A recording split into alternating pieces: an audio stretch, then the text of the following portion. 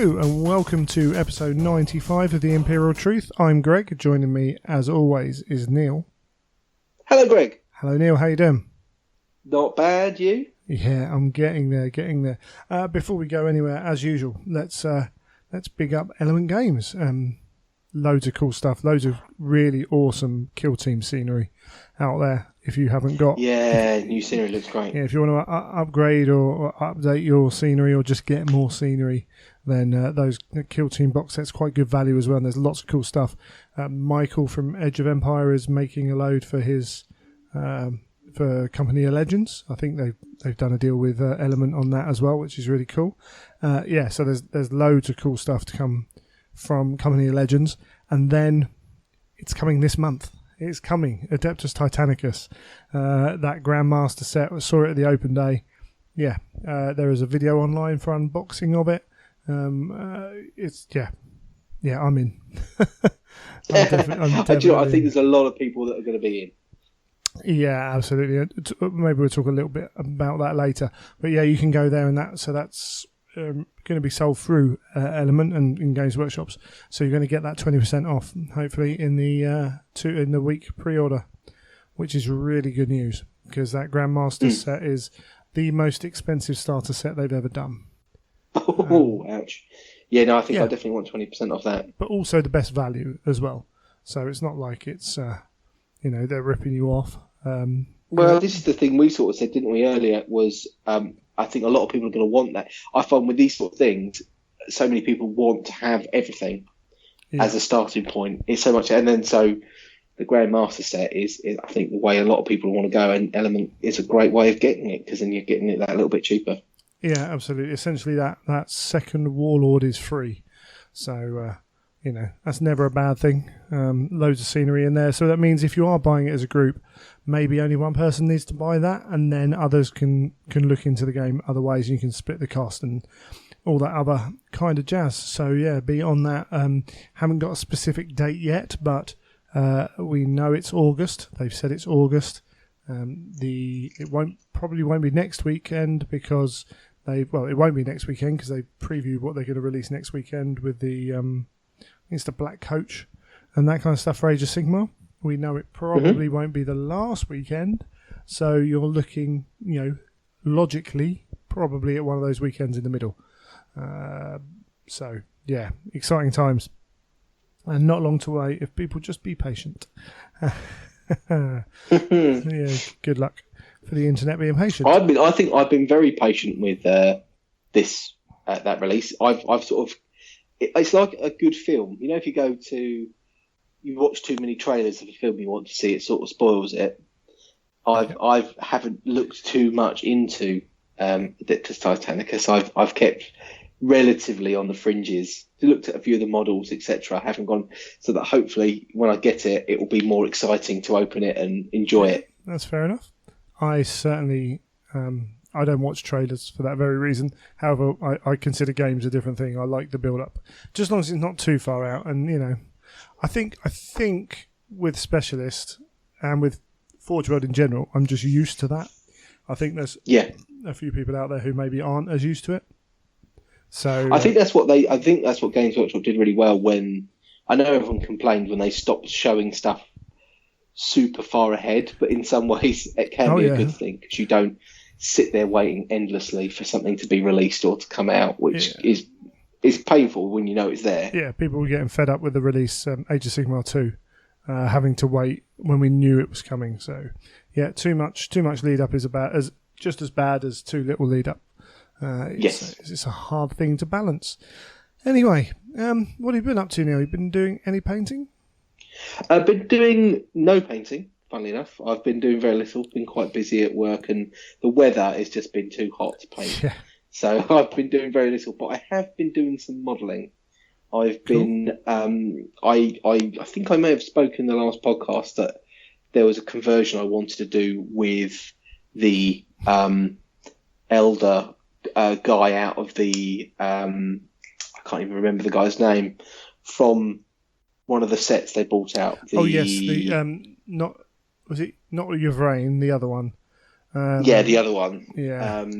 Which one was it? The one half. The one with the sword. The dude with the cape. Actual and the sword normal dude. Yeah.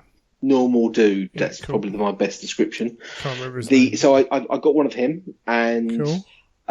I've done a very slight conversion on him. I've given him a spear instead of a sword.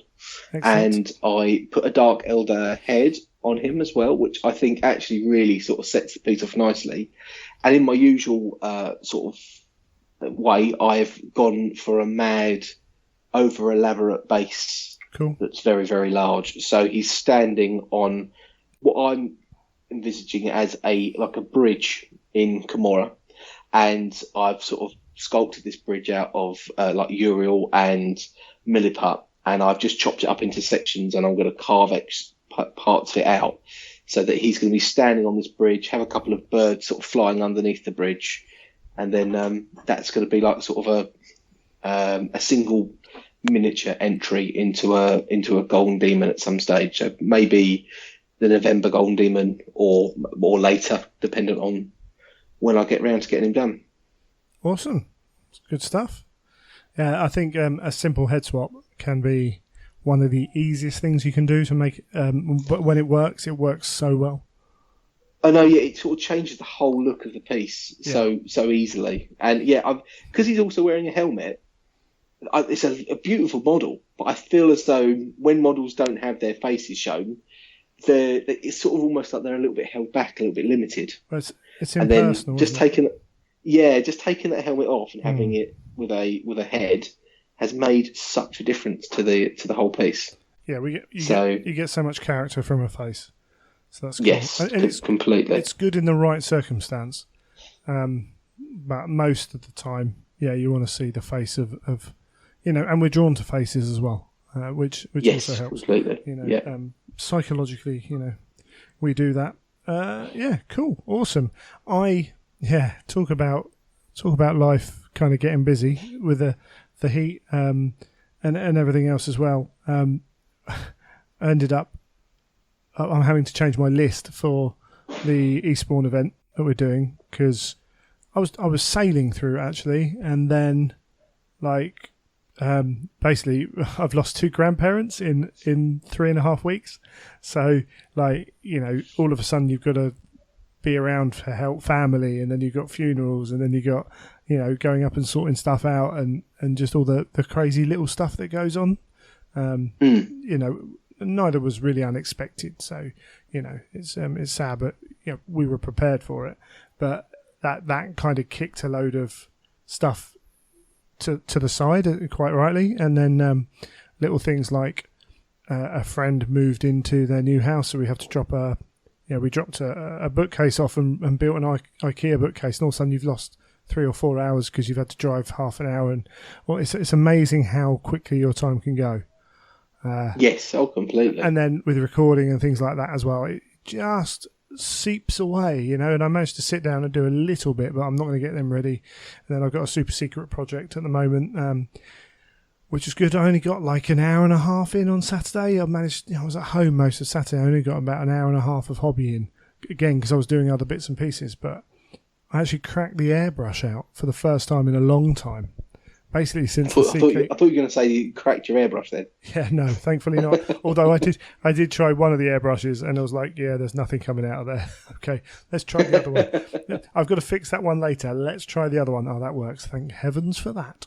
So it was good to get the airbrush out, and actually to actually paint a fair amount of an area of a model quickly. Not particularly detailed. Again, because it's been so long since the course. I'm almost like, right, how did the course go? There's that element of trying to remember, isn't there? Yeah. Of those things you learn that when you were doing them were like, oh yeah, this is really easy, and then trying to recall them and the order in which you did them and all that sort of stuff. That's one of the blessings of going on courses of learning, and then. Yeah. Half the worst bit is forgetting half of it and trying to remember how you did things and the mixes, etc. Yeah, and people say it, on the course, go home and practice, but and it's a general thing for learning skills. I think once you're taught it, like that next short period, is the time when you go away and you dig it into your head. So we were there 2 days, and it sinks in, but you're always learning something new.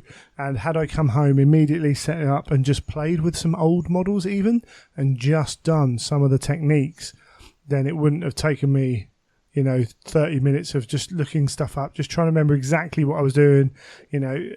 I even had to be honest, I even had to go out to the shop and buy some of the stuff I needed. It's like, we haven't got any kitchen roll. Right, I need kitchen roll, I need some cups, I need to get the alcohol, isopropyl alcohol out of the thing, I need to fill up the water bottles, and get it set up. But now I've kind of cracked it.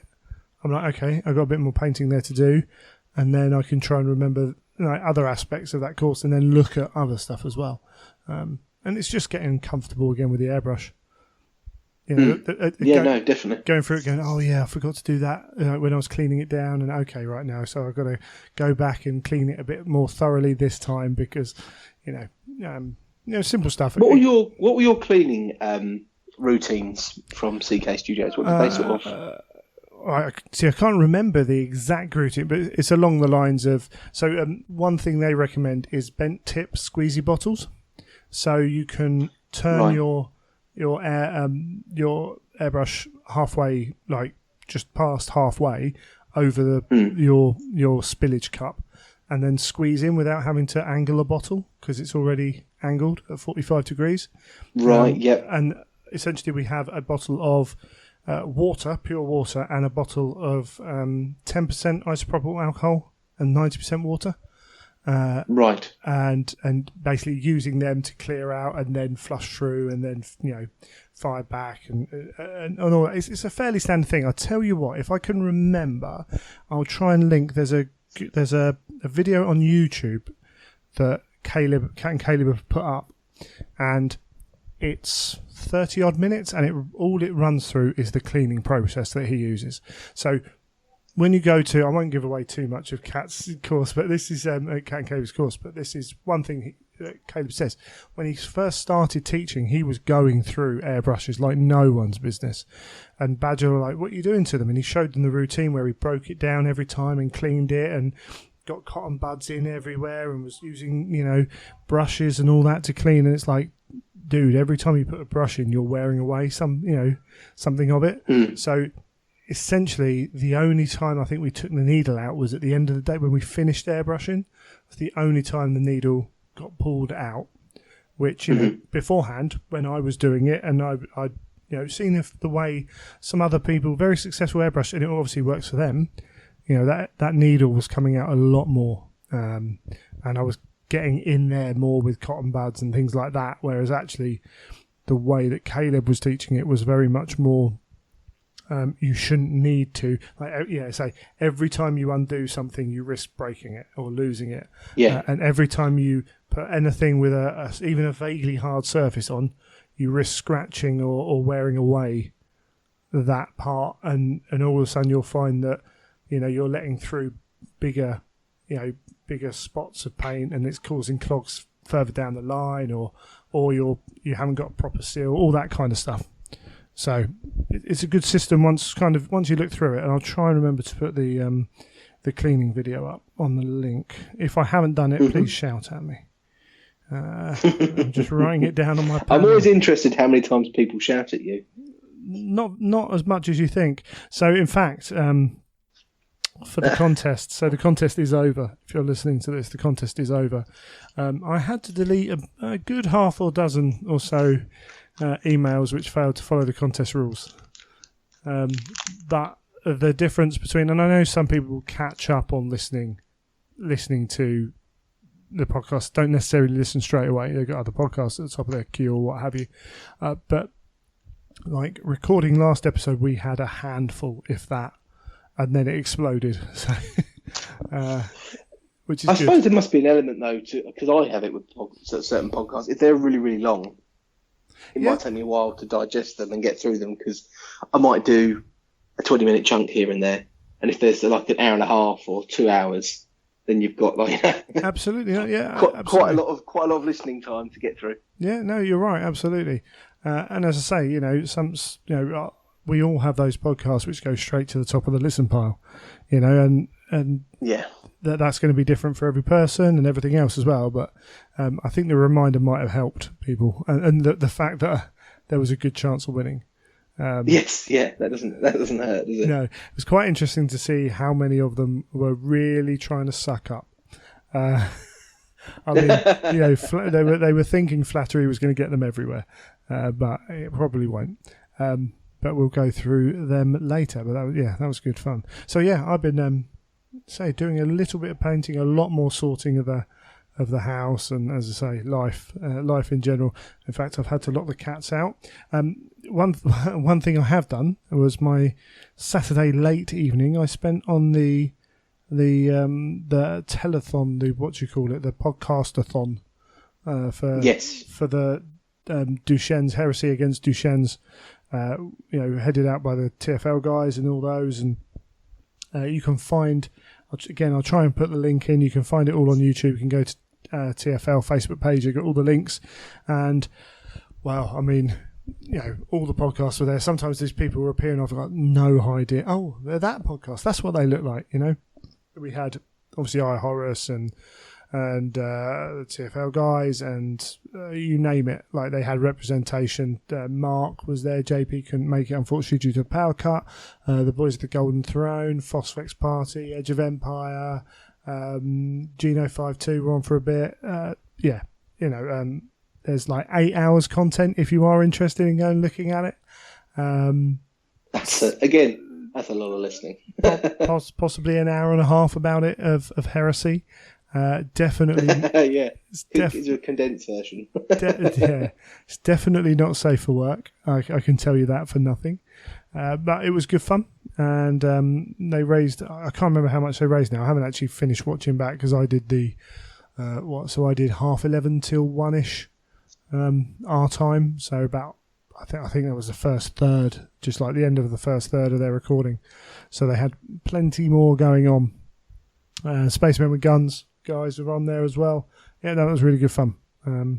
Really good fun. It's not something, as say, I didn't get a chance to chat to those guys very often. And it's a chance to be a bit more Greg away from the podcast experience as well. So, you might be shocked to hear me swear on there, but it happens a lot. It doesn't happen. You're angelic all the time. Yeah, something like that. Even off recording time. Yeah, definitely. Yeah, I think if we ever put out bloopers, that would soon be the X-rated. And in fact, if you want to see Magnus, our cat, then he does make a very brief appearance on the show, because mainly he was walking on my computer right next to the power button. So in fact, just before we recorded, I had to chuck Willow out the room. Nightmare, blooming animals. So they're making podcasting interesting, that's for sure.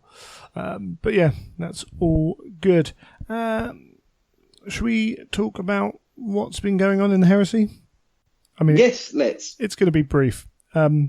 Nothing. We got some more last chance to buy items. In fact, I think some of them might even have gone. They've still got the buy a night, winner night thing going on. Mm-hmm. So if you do buy a night, it'll be running out soon, though, I think. I can never remember what date it is. But you can head over there and try and win a night. Obviously, you've got to buy one first, so it's, can't just win a night, unfortunately. That would be nice. And we had some of the night heads and a load more transfers go up on last chance to buy. Transfers are sad times when they go up. I think we expected it, though, didn't we? I mean... we did. It's just they're the ones that are sort of, I think, God blimey, how much space can they take up in the warehouse? Yeah, but it's another item to well, the problem is, I mean, I suppose you could literally just have a drawer with like dividers in almost, couldn't you? But it's more have one filing cabinet. It's all I'm asked for. One filing cabinet full of transfers. Yeah, but then I suppose it's the case of how many do they have to order when they make them? Because that could be an issue. It could be like a reorder issue. Like if they've got, I don't know, 50 sheets left of a certain type, and they go, well, do you know what? We've got to actually order like 5,000 of these. Yeah, I mean, I doubt it's that much, but yeah. But they could then turn around and say, well, we're not going to sell another 5,000. So once these 50 are gone, we're not going to redo them. Yeah, and then that then drives the last chance to buy, doesn't it? Yeah, I'm pretty sure they're still done out of house. I'm pretty sure.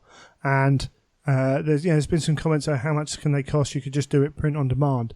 I actually think they're not cheap. I don't think they're like making huge. They're not like one of their greatest profit margin things. I could be wrong, but from what I understand, it's not. I've never really looked into getting transfer. I know there are some companies that you can buy custom. You can get custom ones made, can't you? Yeah. For a fee. So I don't know how that. I've never looked into it, so I don't quite know how much they sort of tally up at. But I'm sure it's not going to be super duper cheap. I remember when I got my brass etch done, that was actually very expensive for what you how much brass etch you ended up with. But if you're doing custom brass etch, it's like you're willing to pay the money because you want something exacting. I suppose it's similar for transfers, really. Yeah, and you think about it, you've got 18 legions worth of transfers, plus various mechanicum transfers, plus various night transfers. It's it's not like 40k where they'll just go, okay, we'll do 4 big legions, 4 big armies, so Ultramarines, Space Wolves, Dark Angels, and Blood Angels. They're your transfers. Which has been something done in the past. So and at the end of the day, we know that Forge World, if they could, they would do it, and they would have them all out there. But there are also, I think part of it might be, like people like me who don't necessarily want the bog standard ones. Even when Forge World do them, people will moan at the price and go somewhere else anyway. So part of me thinks, well, why bother? If these guys are going to do them, actually kind of let them step. If they can do them at a price and it works for them and whatever, you've got to remember some of these places haven't got their overheads and all that jazz. It is at the end of the day, it is what it is, and it is sad. But you got to remember as well, we have had 2 incarnations of a lot of the transfer sheets, haven't we? Like I remember I had the original Iron Hands transfer sheet, and then it got redone. When they really rejazzed them up. So you never know what might happen in the future. We might get a 3rd reincarnation if they did some re-releasing of, I don't know. Yeah. They went, okay, we're going to re-release Night Lords, and we're going to do a whole new transfer sheet for them. Yeah, and that's an important thing to remember. Last chance to buy doesn't mean never able to buy again. It means these are being put away for now. So there is always the opportunity for them to bring out limited runs, particularly with models. Just as long as they've still got the moulds, because sometimes it is a fact that like the mould's gone and they just don't want to revisit it for whatever reasons. But it's very much they could do a week or a 2-week ordering period and then make loads of stuff. That kind of thing will probably only happen, I would think, when they've got the new facility up and running, because they're still trying to pump stuff out and keep up to date with all the releases they've got going elsewhere as well. But there may well be things like Mark II armor may well have a time when it comes back. Say, I think a lot of people would be happy if there was a month period when the White Scars come out, the rules for the White Scars, with the ability to then order Mark II armor. That would make some form of sense. Whether they do it or not, that's down to them and down to logistics and they got there. But I mean, I don't know. It's one of those things, isn't it? As I say, I'm one of those people who are like, I like the transfers, but I kind of want my own thing. So for me, it works out. The only thing it does lead to is, well, when we've said it a number of times, when they bring out new transfers, am I going to buy them? Well, no, I'm less likely to buy them because they'll disappear. Or you end up, I bought 2 sheets of the Night Lords transfers. Yeah. Mainly because when I started counting up how many of a certain symbol I needed, I was like, oh, well, hold on, that's not enough to get my 30 guys done. I'll get 2 sheets. But of course, that means I've got a nice stock of those ones. I know that if I wanted to do certain bits and pieces, I'd be all right. I'd have enough to do whatever I might need. Yeah, and the fact that they might not sell as well then creates this self-decreasing cycle. And you could claim that if they did more, they'd sell more, but who knows? It is what it is. Alongside that, Nightheads, the alternative Nightheads, for all that people like them, I get the feeling that not that many were purchased. Just from I bought one. Yeah, exactly, one, We sold one. I don't know how many nights. I've got 7 or 8.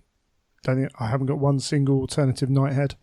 They weren't cheap, essentially, for what they are. You had in, 12, 15 quid onto a night? Yes, yeah, it's about that, yeah. And I saw a lot of comments, I always wanted to do them when I got my...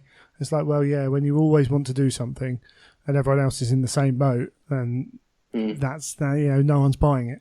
So that's understandable. I think they sold quite well then, and I know there were some comments like, well, maybe the fact they sold out in 2 days will lead to them realising there's demand for them. It's like, well, no, because there wasn't the demand beforehand. It's the same as specialist games kind of went, and that they weren't selling. Now, again, it's a bit different with Nightheads because you need a night to play them. You're already getting ahead.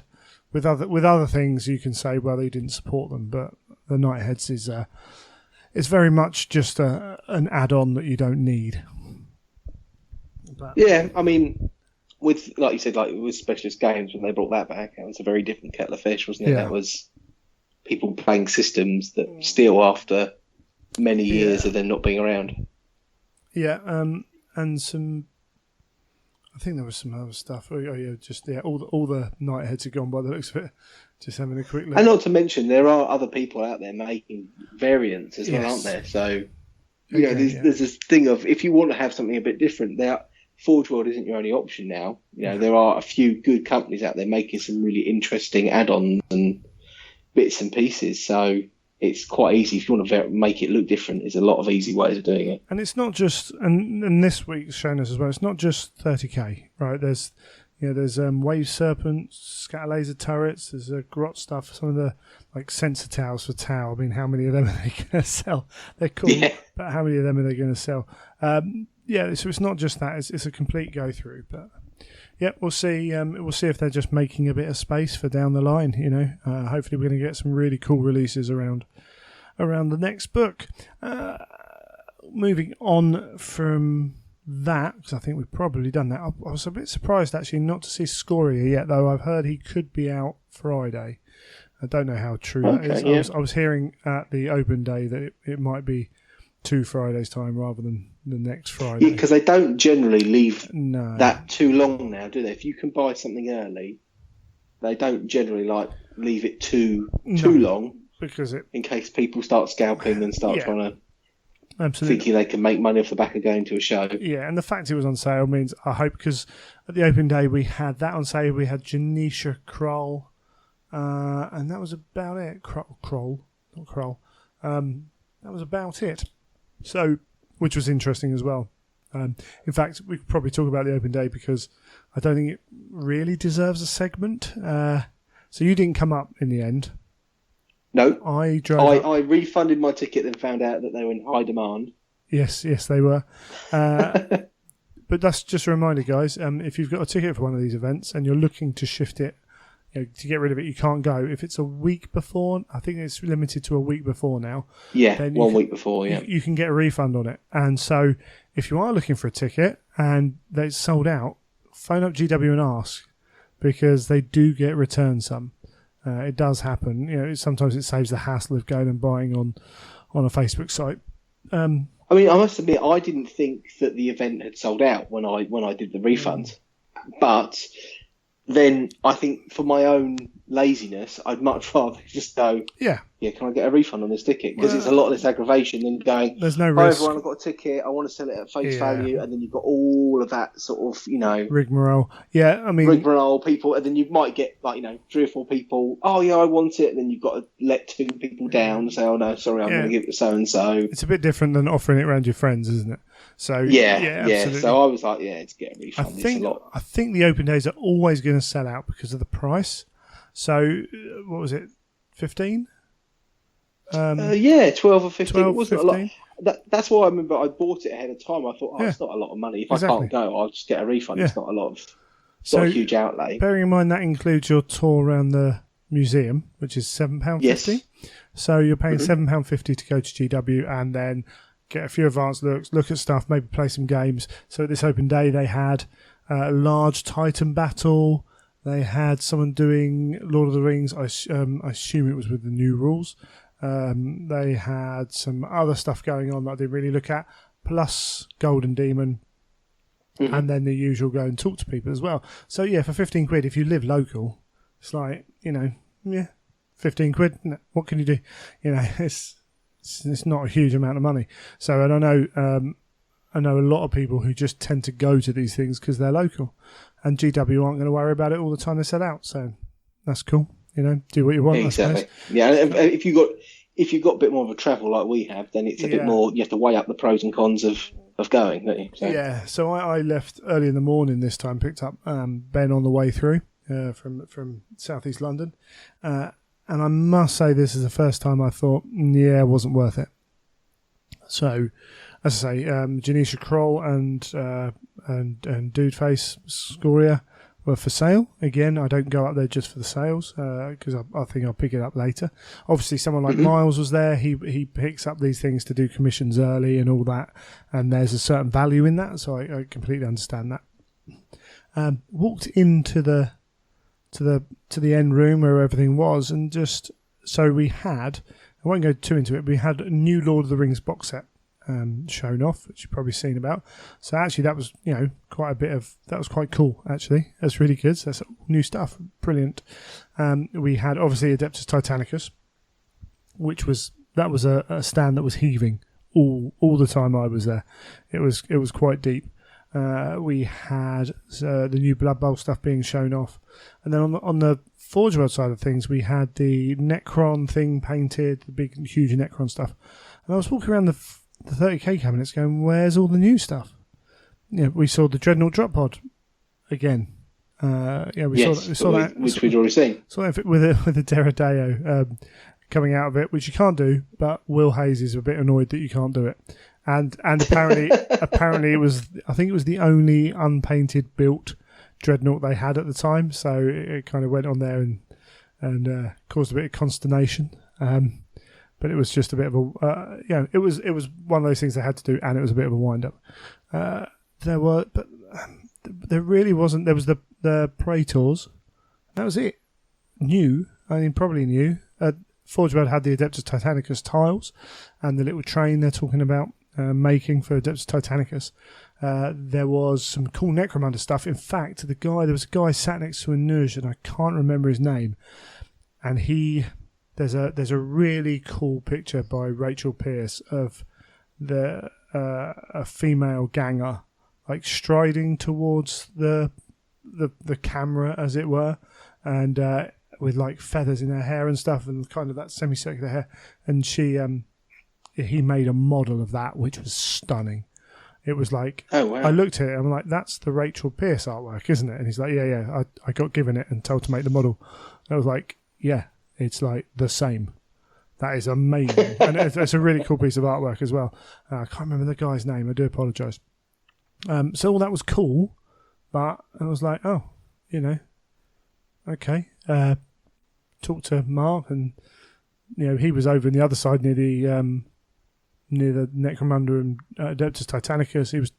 He had the Adeptus Titanicus sprues out, talking about how he painted them on the sprue, which was quite cool. But he was over that side. There were people there. There were Forge World people there. Will, of course, and all that.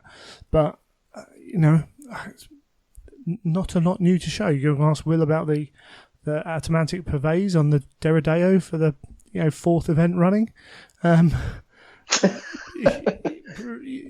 It's a bit difficult to get overly excited.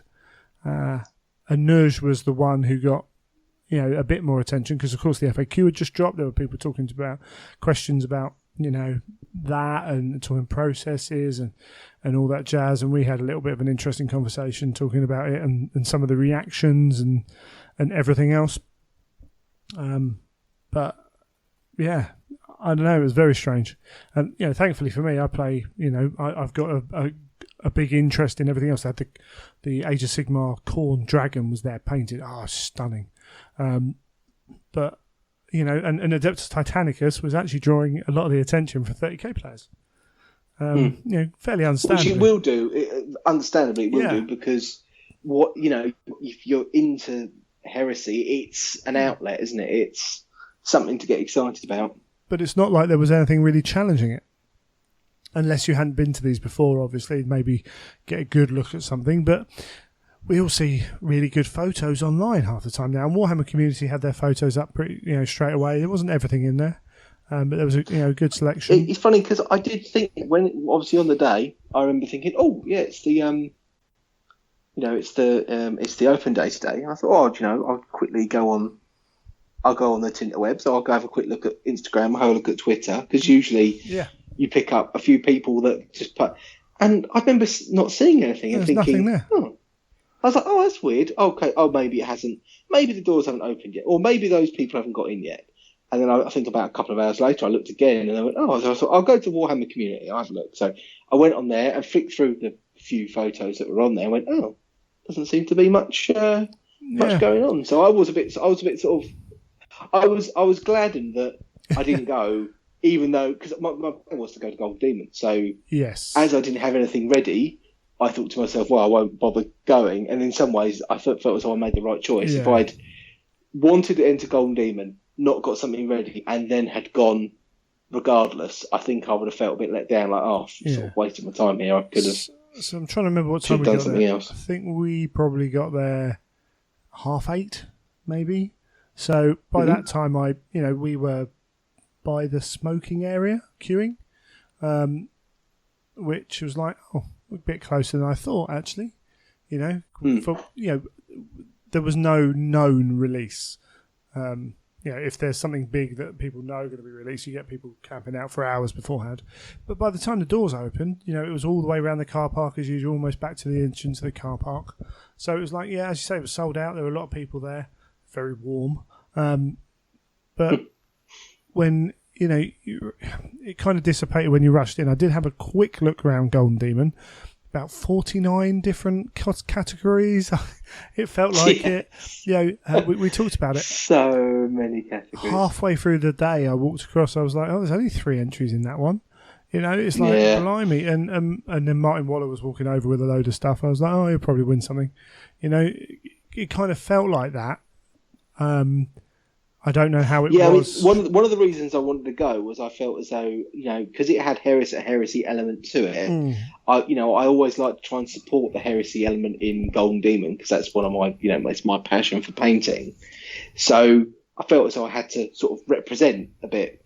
And then after not really having much motivation or any painting time, when I saw results, I was thinking, it just feels such a waste. All these categories sort of probably have had to. It was far too many categories for an open day. Have you talked to anyone about it?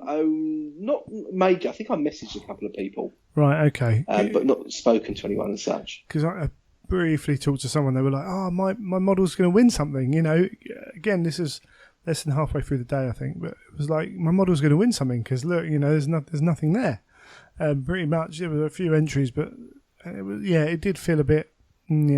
But I didn't really hang around, I must admit. It wasn't somewhere I was going to stick around too long. But no Slayer sword though, so in some ways it didn't upset me too much because I think at the end of the day, if someone had picked up a Slayer sword for something that was maybe a little bit soft, then that would have made I would have thought, oh man, what a waste. I've seen some of the pictures online. At the end of the day, again, the top level of entry, I still think's as good as any other kind of open level. Yeah, I think it was good. I don't think it was. I think there was too many categories to make it really competitive. That's it would have been fundamental. One where a certain level painters would turn up and expect a trophy because it wasn't anywhere near high enough to so you're still, to fight it out. So that's what I'm saying. The winners are still good and deserving of those wins. Yeah. However, the competition within each category is, as you say, not necessarily as strict as it probably should be, and that's something they're going to have to review going forward. So I personally think, with the limited number of tickets available, the fact that a lot of people go without any intention of entering Golden Demon, it'd be interesting to see how they deal with that. but in general, Adeptus Titanicus, I think, I say at one point Tony got the book out and he had the stuff out on the table just going through it, and he had all the stuff talking through all the usual questions. As say, Mark Bedford had, the Warlord sprue out, and he had it literally airbrushed on the sprue. So I was talking to him about it, and a lot of the armour plates that you end up painting, or a lot of the parts, the connection points of the gates are actually fairly well hidden. Not every part, obviously, because some of them aren't, but he literally is like, well, yeah, when I built them, I spray it all and then clip them off, touch up those little bits on the ones I need to, then glue it all together. It's going to make it a hell of a lot easier to paint. I thought. Yeah, absolutely.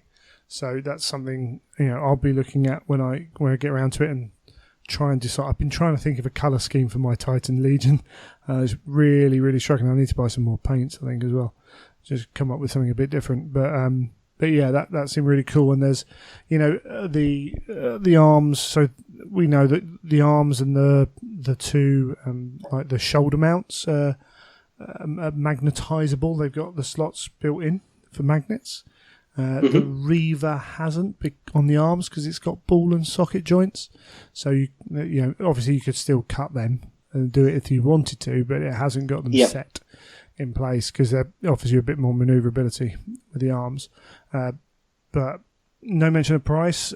This month's White Dwarf was allegedly supposed to have a price in it. It hasn't got a price in it. It hasn't got the release date in it. But as we said earlier, you can't expect it to be too long. And I saw quite a few angry people online like, we were lied to, we were told the price was going to be, and this is like, someone giving you the information they have, and that information not being correct is not a lie. It's just incomplete information, and White Dwarf can get changed at all kinds of times. So, yeah.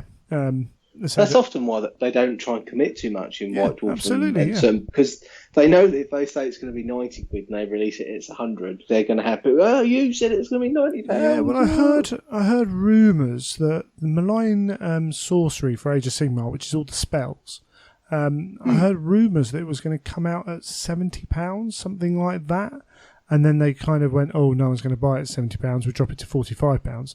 Because I remember hearing 45 going, well, that's really good value. I was expecting it to be more than that, the amount of plastic in there and everything.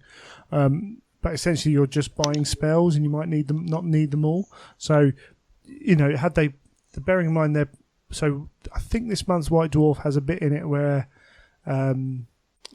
Simon is talking about, Simon from Rules Writing, Simon Grant, is talking about the snow getting in his way. Okay, so we're talking at least 6 months old, because that's the way magazines work. You have to work that far in advance. So if they're going to put a price in, there's going to be like when Inferno came out a month later and they put in there it was going to be available by Christmas. The furore about it, you're going to say it's December, now it's going to be January. So of course they're going to put less and less information in there. Anything they can't be 100%. Yeah. Like if it's 100% correct, they're not going to commit to it. And I think maybe people yours and my generation, Neil, we're used to that from magazines because that's what we had back then. Whereas now, obviously, magazines are actually a dying form of media. Really, it's only the few big ones that really sell. Everything's done online. Definitely. Talking about that though, did you see the email about the White Dwarf? Which email? In that they're not doing it digitally anymore. Oh, yes, I did. Yeah, obviously sales can't be good enough. And, for all that people say you just copy it and put it online, they don't. They format it and everything else. It's obviously just not worth I think their time. a couple of people dedicated to making the digital edition, weren't there? Mel so obviously, the if editor, if they can't be, if it's not sustaining that extra work, then I suppose, why do it? Absolutely. Yeah, you can't blame them for that. But yeah, so Adeptus Titanicus, that the Grandmaster box set's coming. I didn't have any confirmation on price except for, so it's the most expensive box set they've ever done. It's the best value the box set they've ever done. I think I heard a comment from a staff member, which obviously it's not going to be 200 quid. But take that as you will. That's a throwaway line potentially. What you do get in there, I think, is worth a chunk of money. If that came out at 175, I'd still be buying it. I still think it's worth it. You can play straight out with that box, with the knights, the warlords, the train, the book, and the book looks good. The only thing I think is that there's coming out with Gryphonicus and Tempestus rules, I think, are the 2 legions in there. I always, the specialists have done this with Blood Bowl, Necromunda, and now Titanicus. They've had 2 starter armies. It's a bit different with Titanicus because it's a warlord's a warlord, but they've got special rules for 2 armies. I used to listen to a podcast called the D6 Generation, and they had a mantra for board gaming, which I actually think has some value to it. That whenever a new game comes out, you have 4 factions. Because as soon as you say you're playing Tempestus, my mate Dan says he's playing Gryphonicus, and I'm like, okay, well, I'd rather play something different if you're playing those 2. Yeah, definitely. So it just gives that, and it provides a little bit more variety. So I'm currently trying to plan a rule set for running Titanicus as an event at Blood and Glory, and I'm like, well, okay, if these 2 legios get special rules, they're obviously going to be there might be some downsides to them, but in general, people are going to pick them because they believe the upsides are worth it. So, are we going to have every single person at my event either playing Tempestus or Gryphonicus? And that could work. You could just claim.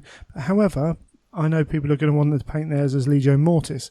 So, is that for this first event? Do I just say we're not using the Titan Legio rules and we're staying with the normal rules? Yeah, it's, you know what I mean. It's a tricky one, isn't it? You've got to try and again, it's that whole adage, isn't it? When you're running a heresy event, the old loyalists versus traitors, and trying to balance that, and how do you? But I really think that with this release, because a warlord, whether it's on the traitor side or the loyalist side, it's the same model.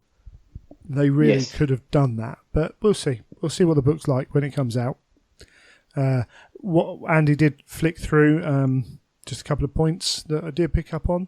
So you can push your reactor. It's about managing your turn. You've got different movement value. You've got a normal movement value and a movement value if you push your reactor. Some of your weapons get bonuses or stronger if you push your reactor when you fire them. Things like that.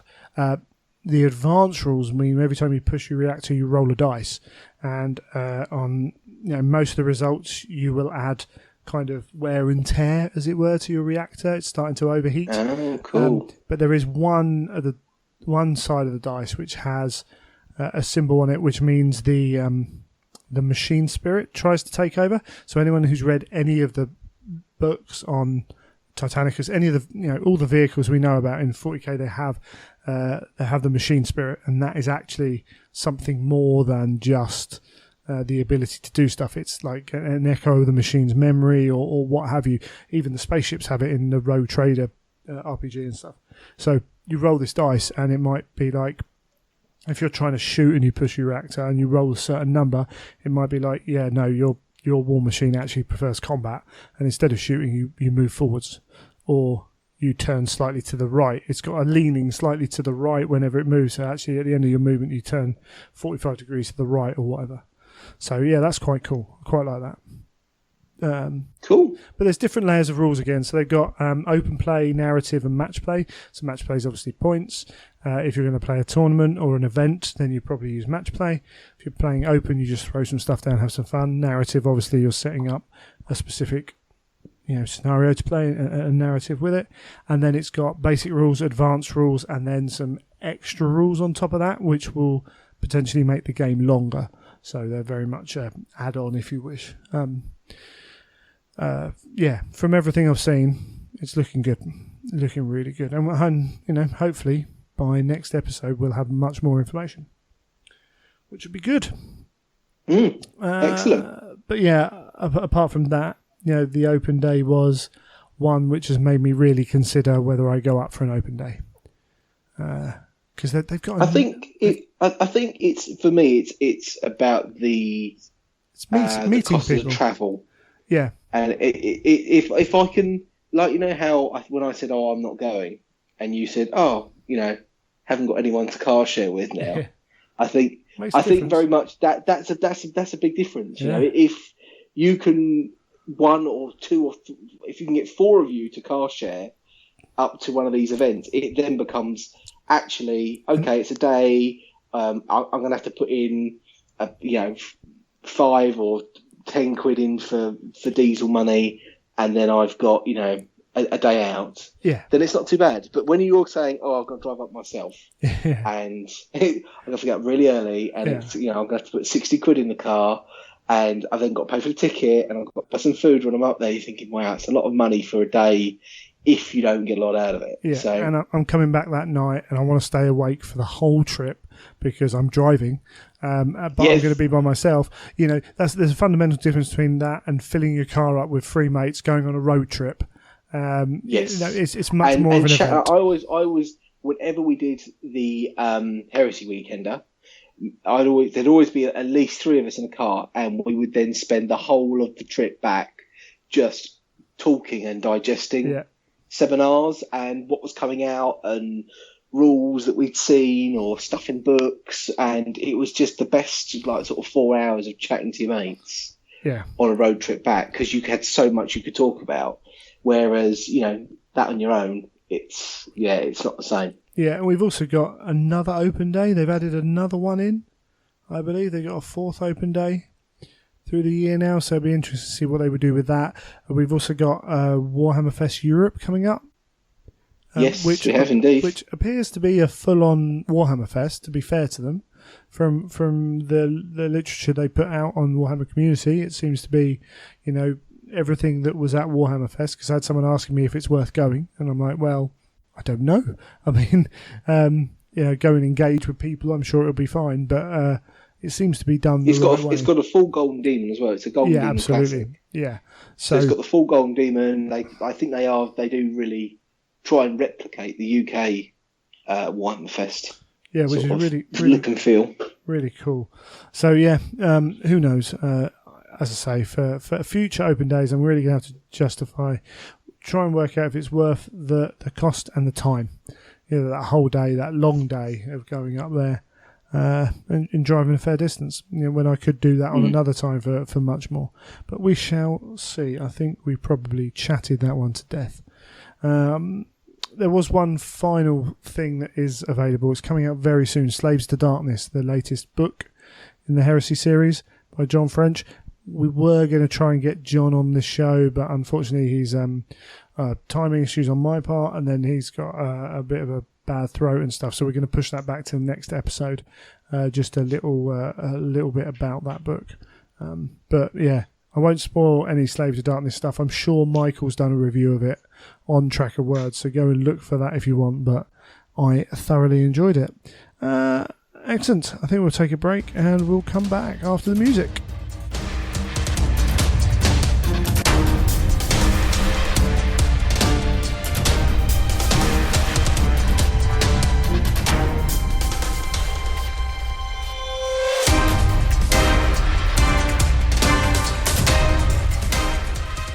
Joining me now, we have Dave Taylor. That's a name that a lot of you might be aware of from various podcasts, both 30k and 40k. But hello, Dave. How you doing? Hey, doing well, Greg. How about you? Yeah, wonderful. I can't complain. So, for those who aren't necessarily aware, who are you? What do you do? That's a good question. So, yeah, as you said, my name's Dave Taylor. I've been in the toy soldier business for a long time now. Started playing around 91, I think. Started working for Games Workshop in 94. Spent a lot of time working with the teams in Australia and the US on White Dwarf. Cool. Got to paint a lot of fantastic models and do some cool armies and that kind of thing. Since then, I have worked also for War Games Illustrated magazine, which is a UK-based mag. Yeah.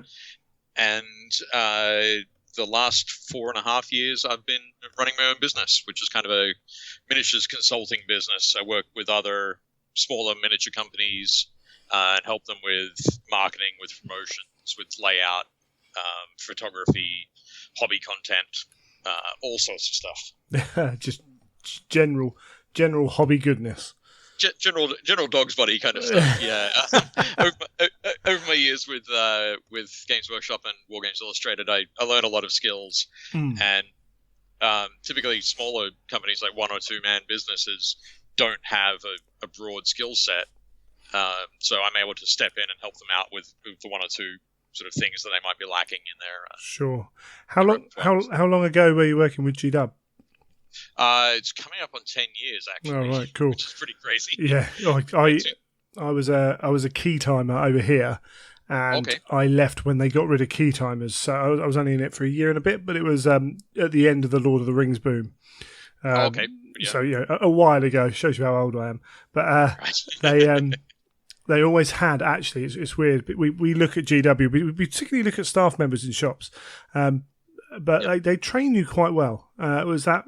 I mean, I know when you're involved at high levels, you end up doing a lot of different things and have, particularly when you're working with a magazine, there's deadlines and stuff.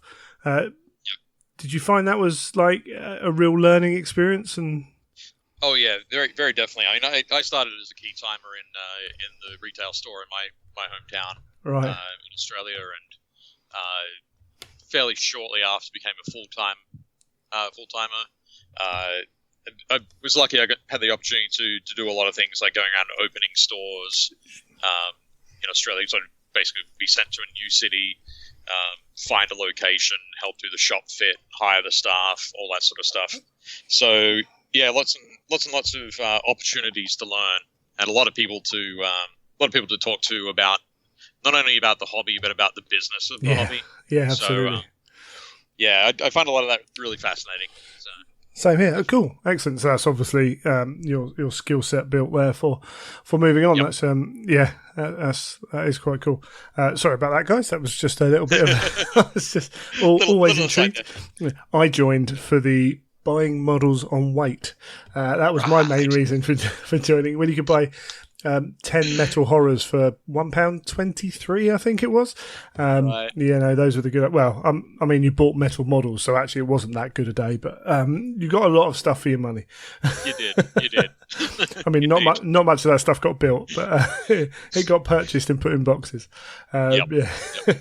So, it's enough to build it, like to make the lining of a bomb shelter. Oh, too right. Well, I mean, it served me well in the end because things like I purchased £90 worth of Battlefleet Gothic on weight on my last day.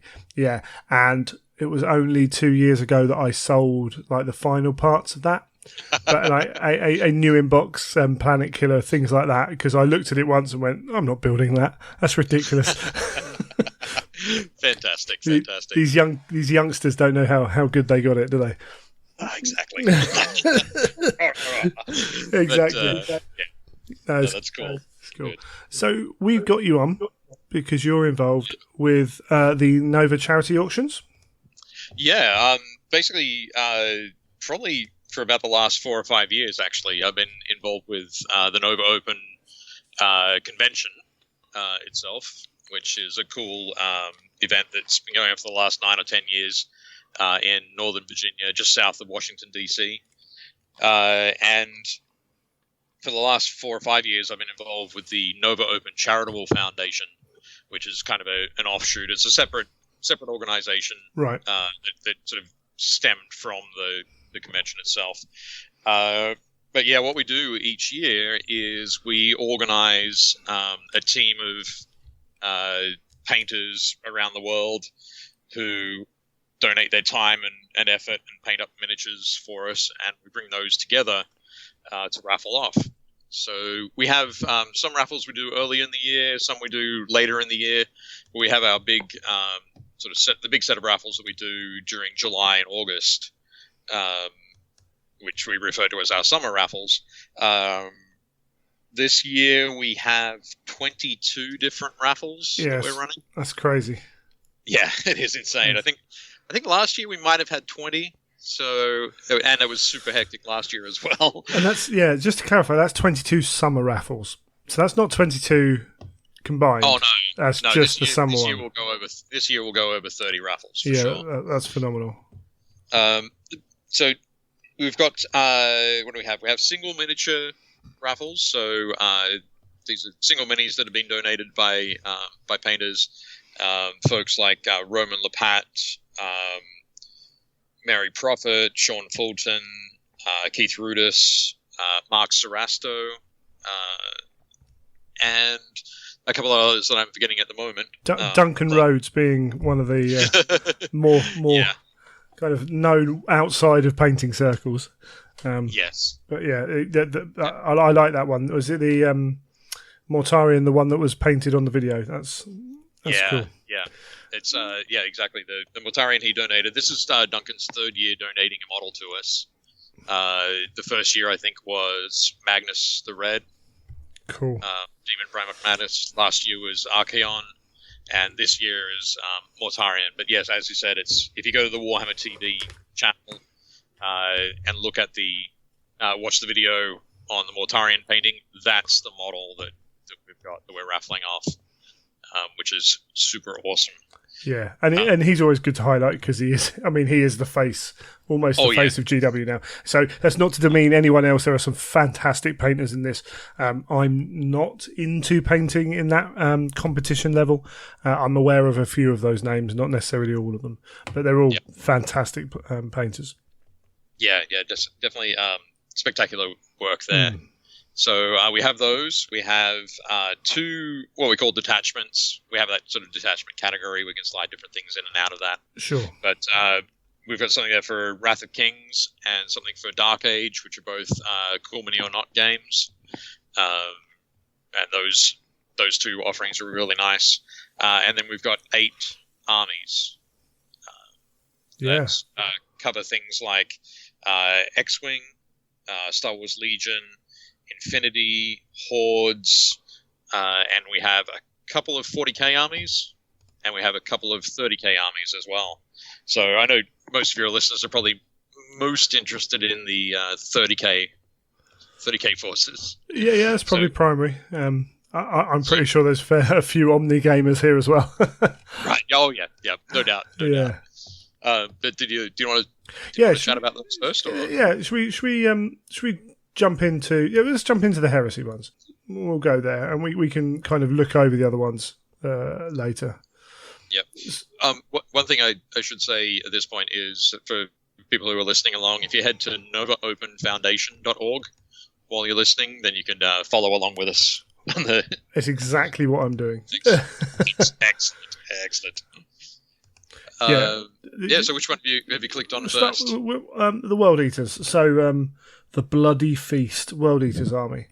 Cool. World Eaters. It's one of those colour schemes I've always wanted to do, but I'm not painting that much white. Right. It's not happening. I happen to think it's the best colour scheme in the Heresy. I think it's fantastic. I agree. It is a beautiful one, and it can be a tough one to get right. But thankfully, so Mark Rayleigh is the guy who sort of led the team on this one. What we tend to do is from the last 4 or 5 years of experience, we go along. We talk to a few individuals and ask them to lead a team, so they can sort of choose their own team, gather them together, make sure they get the right models. So for people who are better at painting vehicles, they'll get vehicles. People who are better at painting mass troops, get the troops, that sort of thing. Yeah. So Mark put together this awesome team of painters and put together just a fantastic looking World Eaters army. Yeah, he's not wrong.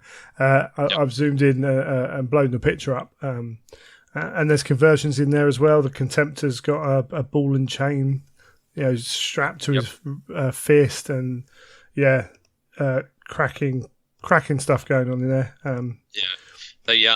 Some of the conversion work that was done on this army was done by Chris Borer, who he's won 4 Slayer swords, I think. Yeah, so, I played Chris at Adepticon 2 Adepticons ago. Yeah, I got to play against his World Eaters.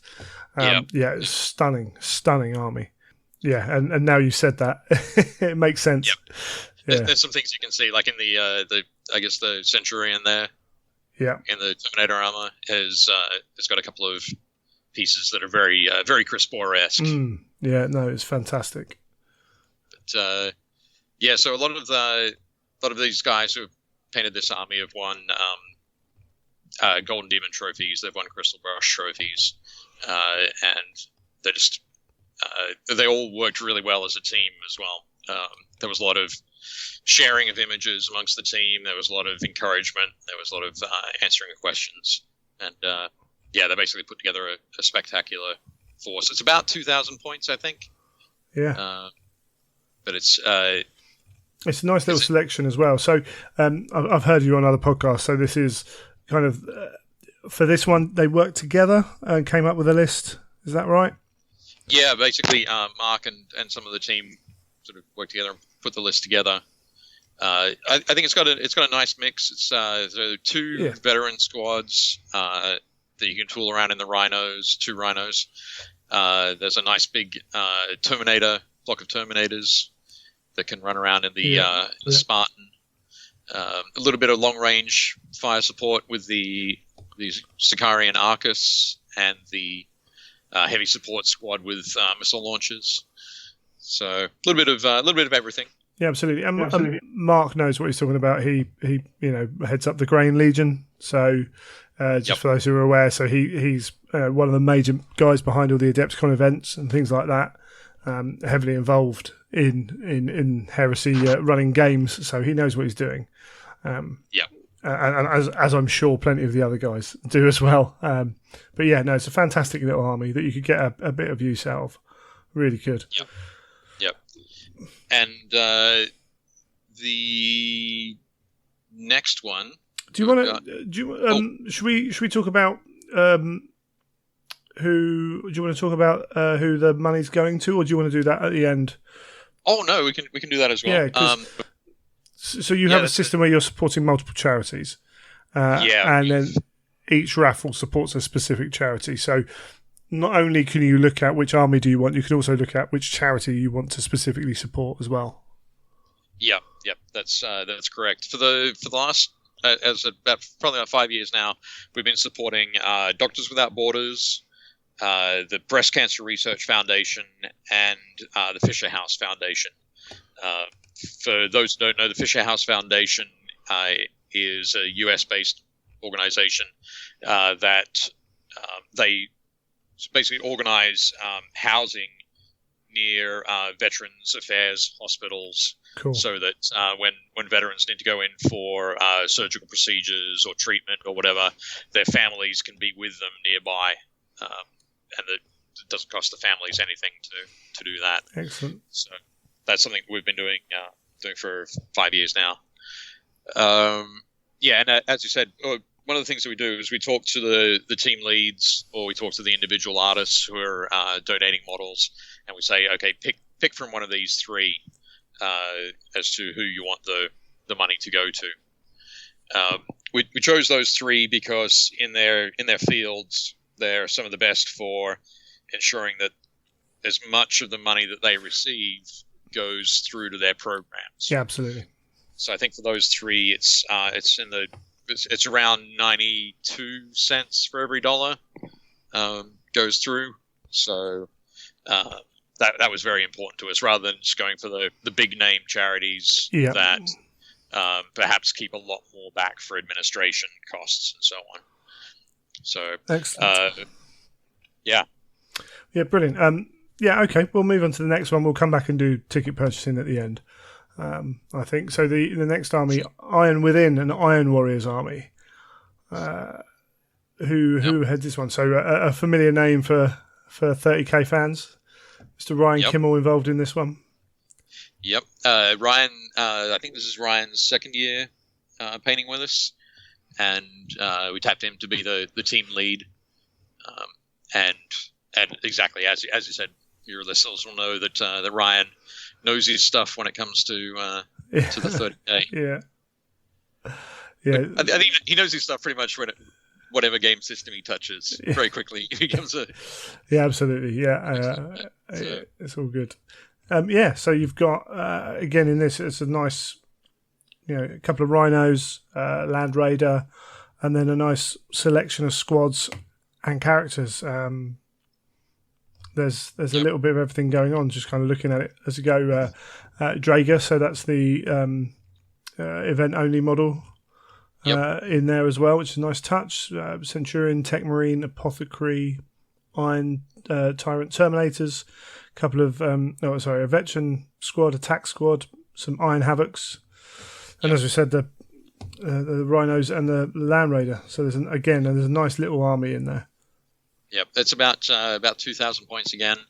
One of the not so much a restriction, but one of the requests that we kind of had for Ryan and Mark was to try and come up with lists that were based around the contents of the Betrayal at Calth box sets. So we were then able to supplement those with different Forge World pieces. So that Land Raider has the Mark IIB upgrade, sponsors upgrade there. The Rhinos are the Deimos pattern Rhinos with the appropriate Legion doors on them.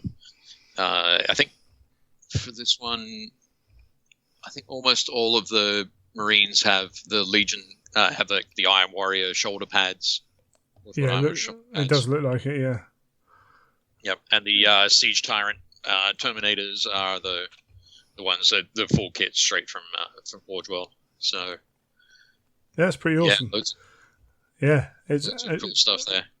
It's also quite interesting to see what you can do based off a Betrayal at Calth box as well. It's always good to see something like that. Yeah, again, another fantastic army.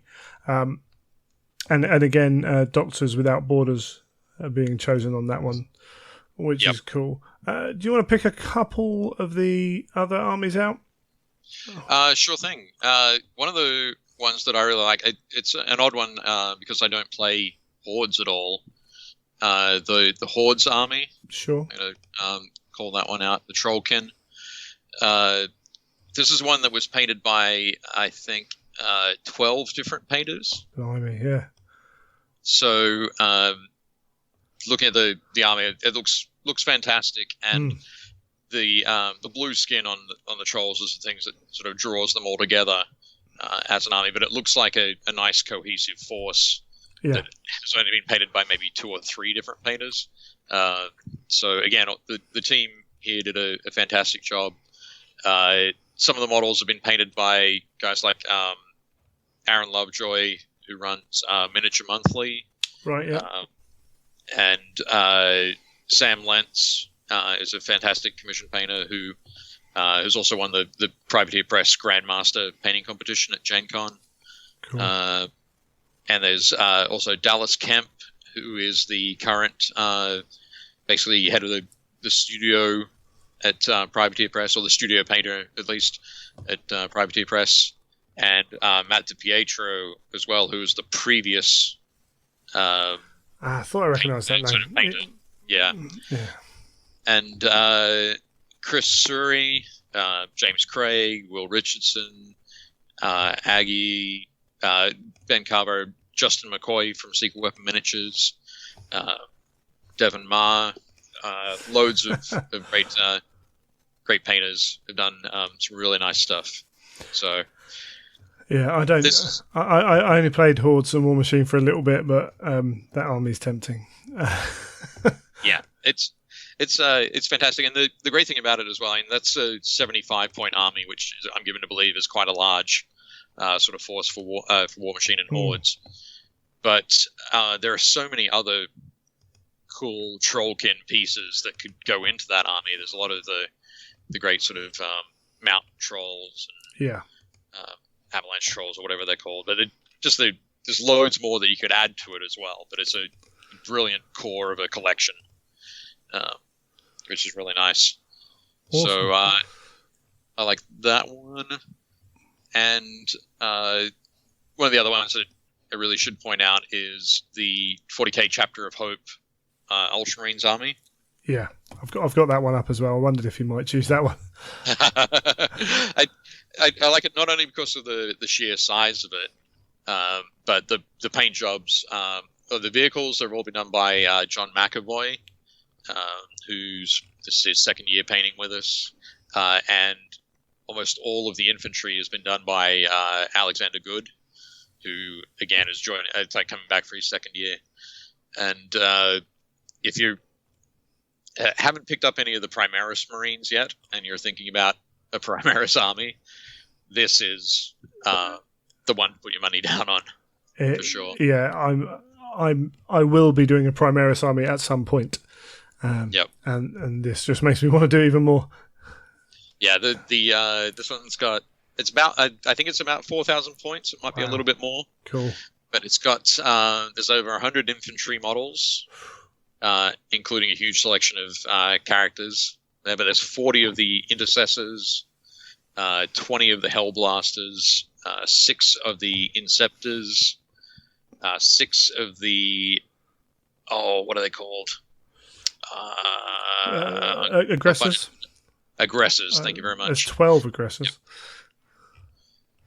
Yep. Is it 12? No, it's 6. No, it's been written down wrong in the list. That's all. Oh, okay. I'll get them to fix that up. Yeah, too right. About that. Yeah.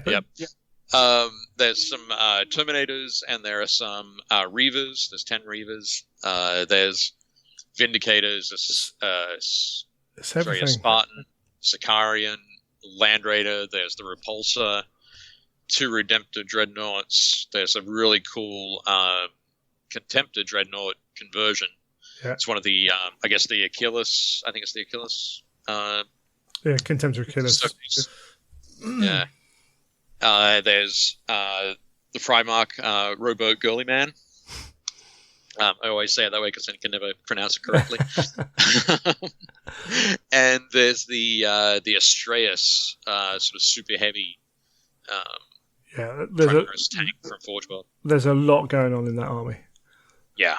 And the great thing about something like that is, even if you were to buy it, you've got enough there just to play it for a very long time without ever thinking about needing to add to it. Yeah. Yep. Exactly. You can play dozens of games, like with a different list each game, for sure. Yeah, brilliant. And as we say, there are a number of other. I think the best thing to do is go and look at them. You're probably going to go for the game systems you play. You've even got the one extra thing which is slightly different is you've got a bolt pistol.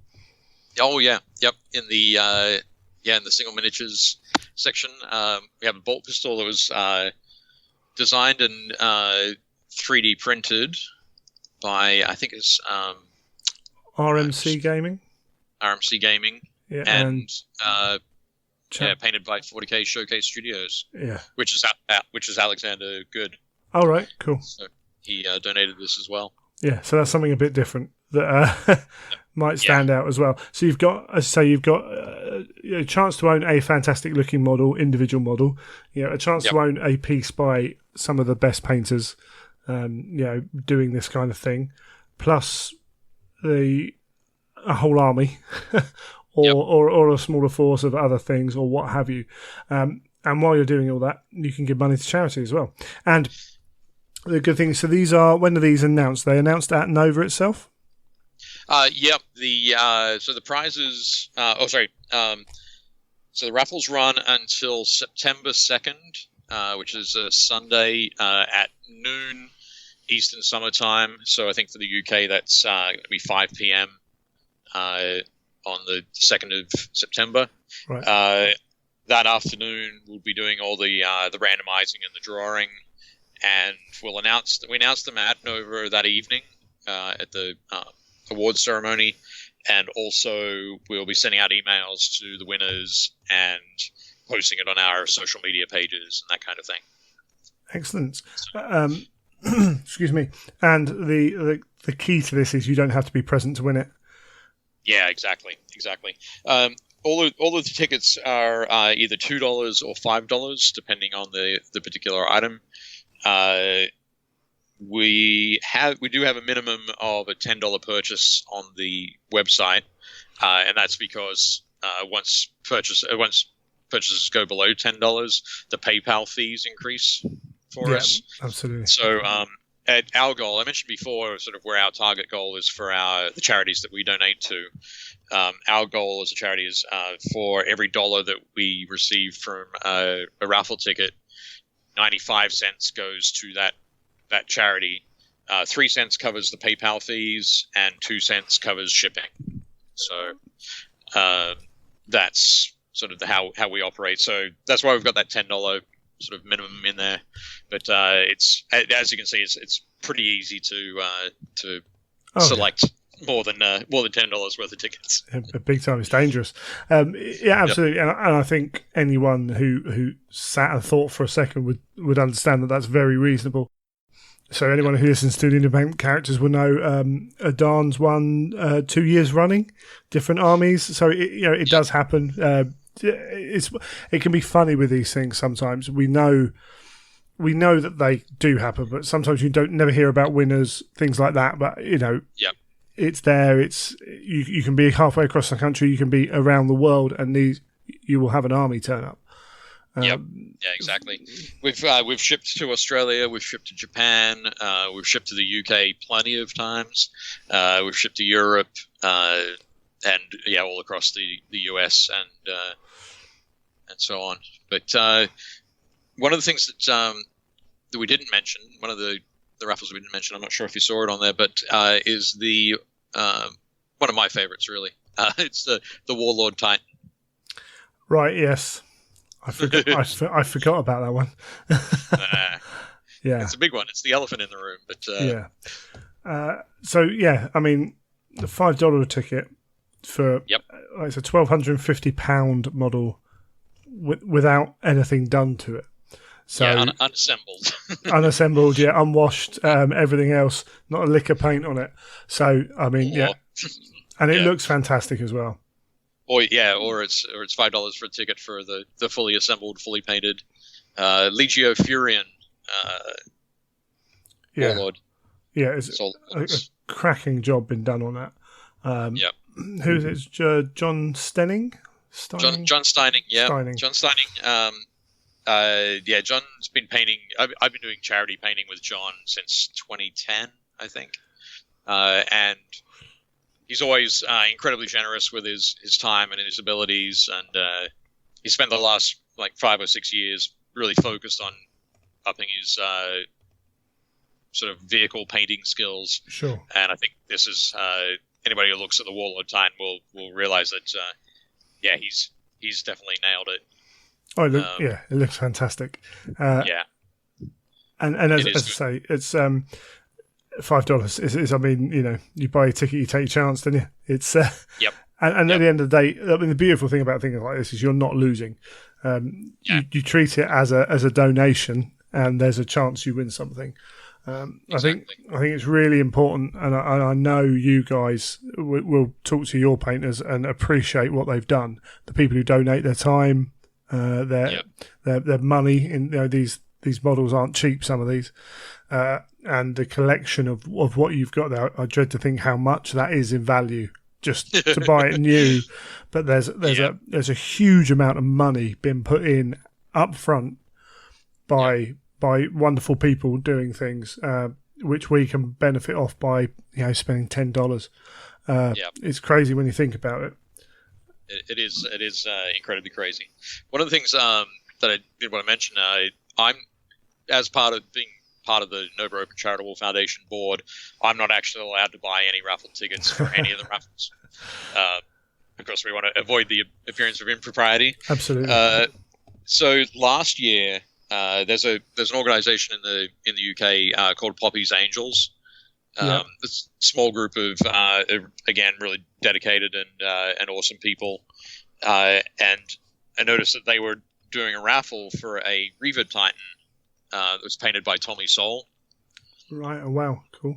And I was like, oh, that's amazing. I'm going to buy some tickets because I'm not allowed to buy them over here.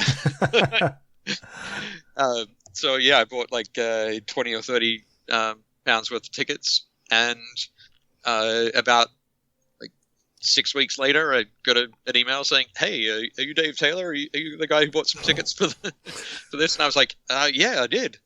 And he was like, you've won. Wowzers. So yeah, and Stuart and the guys who put all of that together shipped me the Reaver Titan. Wow! And after they'd raised money they raised money for basically for kids who are going through some difficult medical times. They have a sort of a different person, kid for each raffle, and it's really good stuff. There's a lot of, as I say, there's a lot of time and effort put into this. As much as the model, sometimes the hardest thing is time and effort, and we appreciate it. I think in general people do appreciate it. It's just nice sometimes for people to say it. So we'll put that out there. And as you say, it's been going a while now. With Nova. Yeah. We've over the years, last year we raised. Last year was our best year ever. We were able to write checks for $53,000. Wow! To go to various causes. That's from the raffles during the year. That was from the charity lounge that we have at the Nova Open event, which is basically a bar where the profits go to charity. And I think all up, we're past 130,000, 140,000 raised over the last 4 or 5 years. So yeah, we're looking forward to this year beating last year by a significant amount. Yeah, and you guys can help with that. The other thing that I don't think we've mentioned yet, so some of these auctions have unlimited tickets, and some of them have limited tickets. So just take the bolt pistol, for example. You're only selling 1,000 tickets at $2 each. So if you do want to get in on them, go and look before they sell out. Get in quick. Yeah. Yep. Last year I think we had 3 or 4 of our raffles sell out before we got to the Nova Open event. With those, we'd like to sort of throw the occasional sort of limited run of tickets in, particularly on the single miniatures, so that you know that. So if there are 500 tickets and you buy 2 of them, you got a 1 in 250 chance. Yeah. You know what your odds are. It's a lot. Some people like that. Some people game any system. Yeah. But you, at the end of the day, you do what you do to raise as much money as possible, and that, as you say, sometimes that will, it will encourage people to spend that little bit more money when they can see the odds coming down. Obviously, the big items. So the Warlord, as we said, is $5 a ticket, unlimited tickets. I might have to put a few dollars into that myself. Heaven knows where I'll put it, but that's a problem for future Greg if I win, isn't it? So exactly. It is fantastic. It's something that comes with the scale of the event as well. I appreciate that. And Nova should be rewarded for what they do, and for you guys, you heading that up. I mean, I'm talking about it's really good. Thank you. That's all right. No, we appreciate it. Was there anything else about the raffles, the charity aspect of it? Anything like that you want to mention before we go? Haven't missed anything? I think we've covered everything. NovaOpenFoundation.org is the website. We'll ship anywhere in the world. If we have to ship that Warlord Titan, that's going to be a lot of fun. I've got a whole bunch of ideas. Having seen the way that Stuart and the guys and Tommy packed the Reaver Titan when they shipped it to me, I've got a lot of good ideas on how to pack that. Buy its own plane ticket. Yeah, put it in the seat. Yeah, cool. I'll put the link in the show notes as well. That'd be awesome. Yeah, make it nice and easy. And we should also have some raffles later in the year too. So. We'll be announcing those on the website and on our social media pages. So if people want to sign up for that, we'll go and like those pages. So Nova Open Charitable Foundation. Just look for those on Facebook and I think the Twitters as well. Yeah, I was about to say that myself. It sounds like if you're doing them all year round, you want to be up on this. Nice and early. Fantastic stuff. And then just before you go, I think we probably should do a little bit for you as well. As we mentioned, you're you mentioned at the start you've got some experience in the hobby. Yep. I think it's fair to say.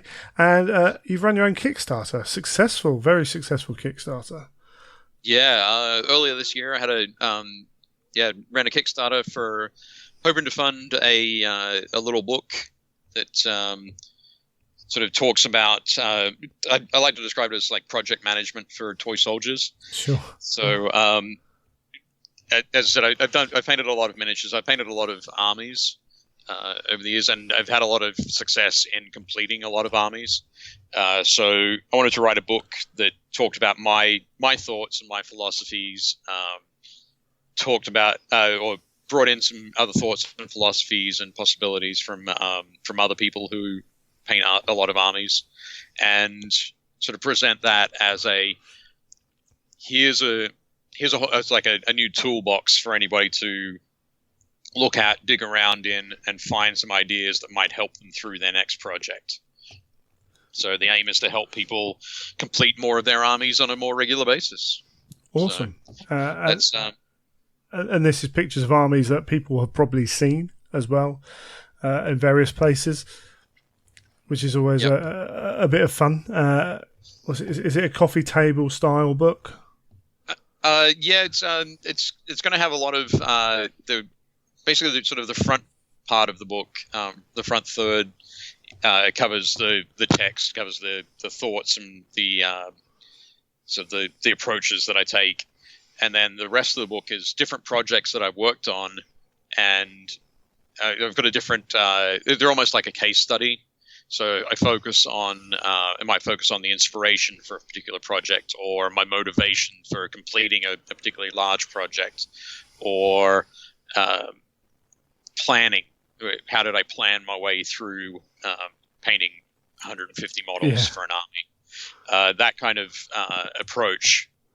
So lots of lovely pictures, lots of lovely photos, and sort of descriptions of how those armies came to be.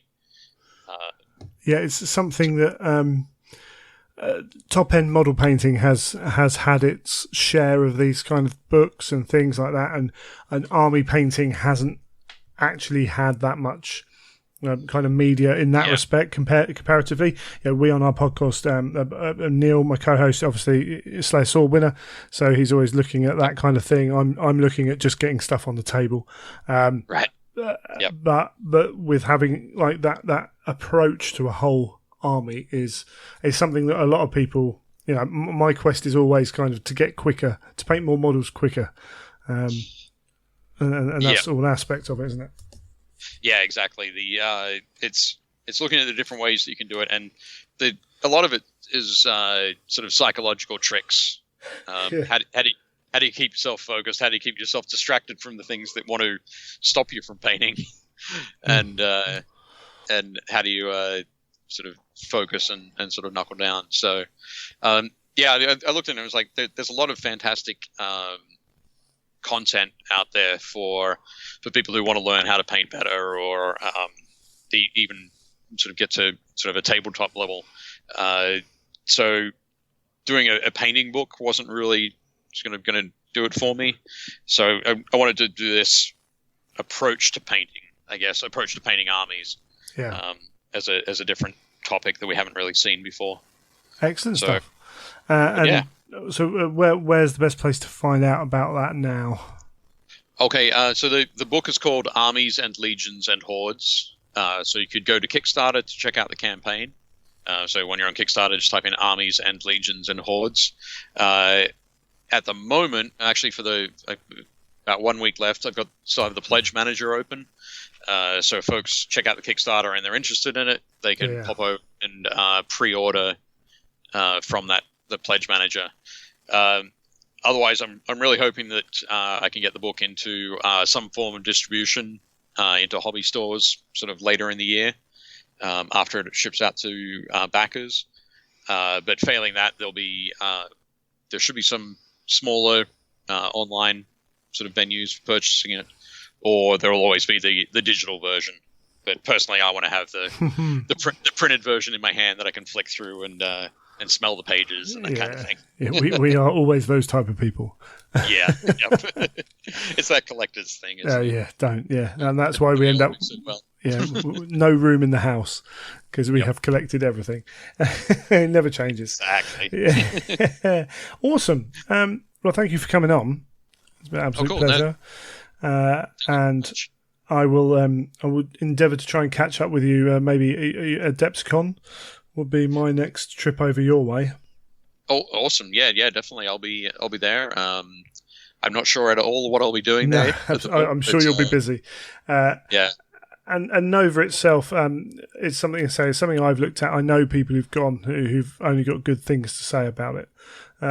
So something to look at for people as a friendly. It doesn't necessarily get, particularly in the UK, I find it doesn't get as much publicity as maybe some of the others.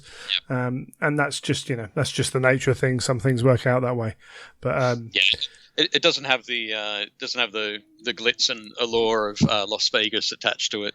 Yeah, true. but it is definitely a great show. And it's lots of great friendships to be made. Yeah, and it's a lot easier to get to than Vegas. That however many extra hours that is to Vegas does make a big difference. So awesome, brilliant stuff.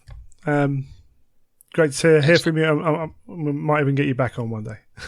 That'd be cool. Yeah, just shoot me a message. It'd be great. Cool, cheers.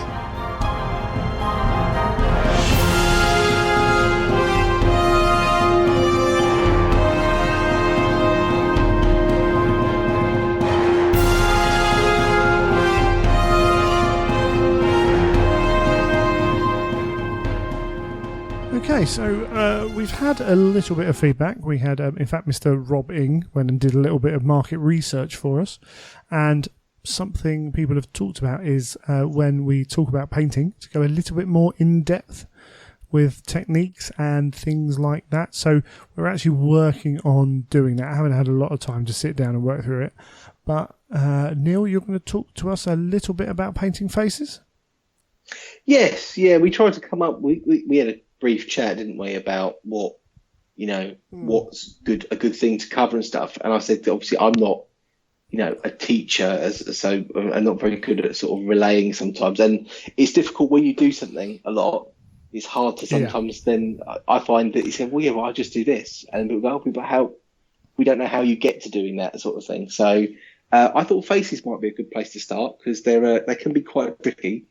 And I was thinking of some different tips and tricks that I'm going to be practicing myself actually on the next couple of projects. So I thought I might sort of go into those. Sure. I mean, let me start as a bloke who's average painter. I generally use the Games Workshop method. So let's say I'm going to paint. I don't even know what the names are now. I can't remember, like the dwarf skin tone from GW.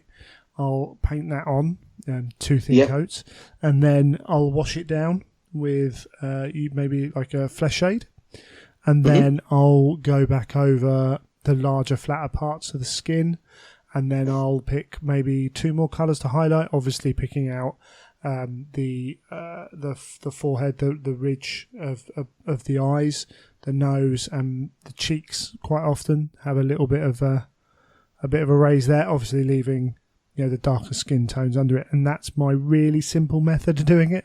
It's like that's the way that you'll see on the GW videos a lot of the time.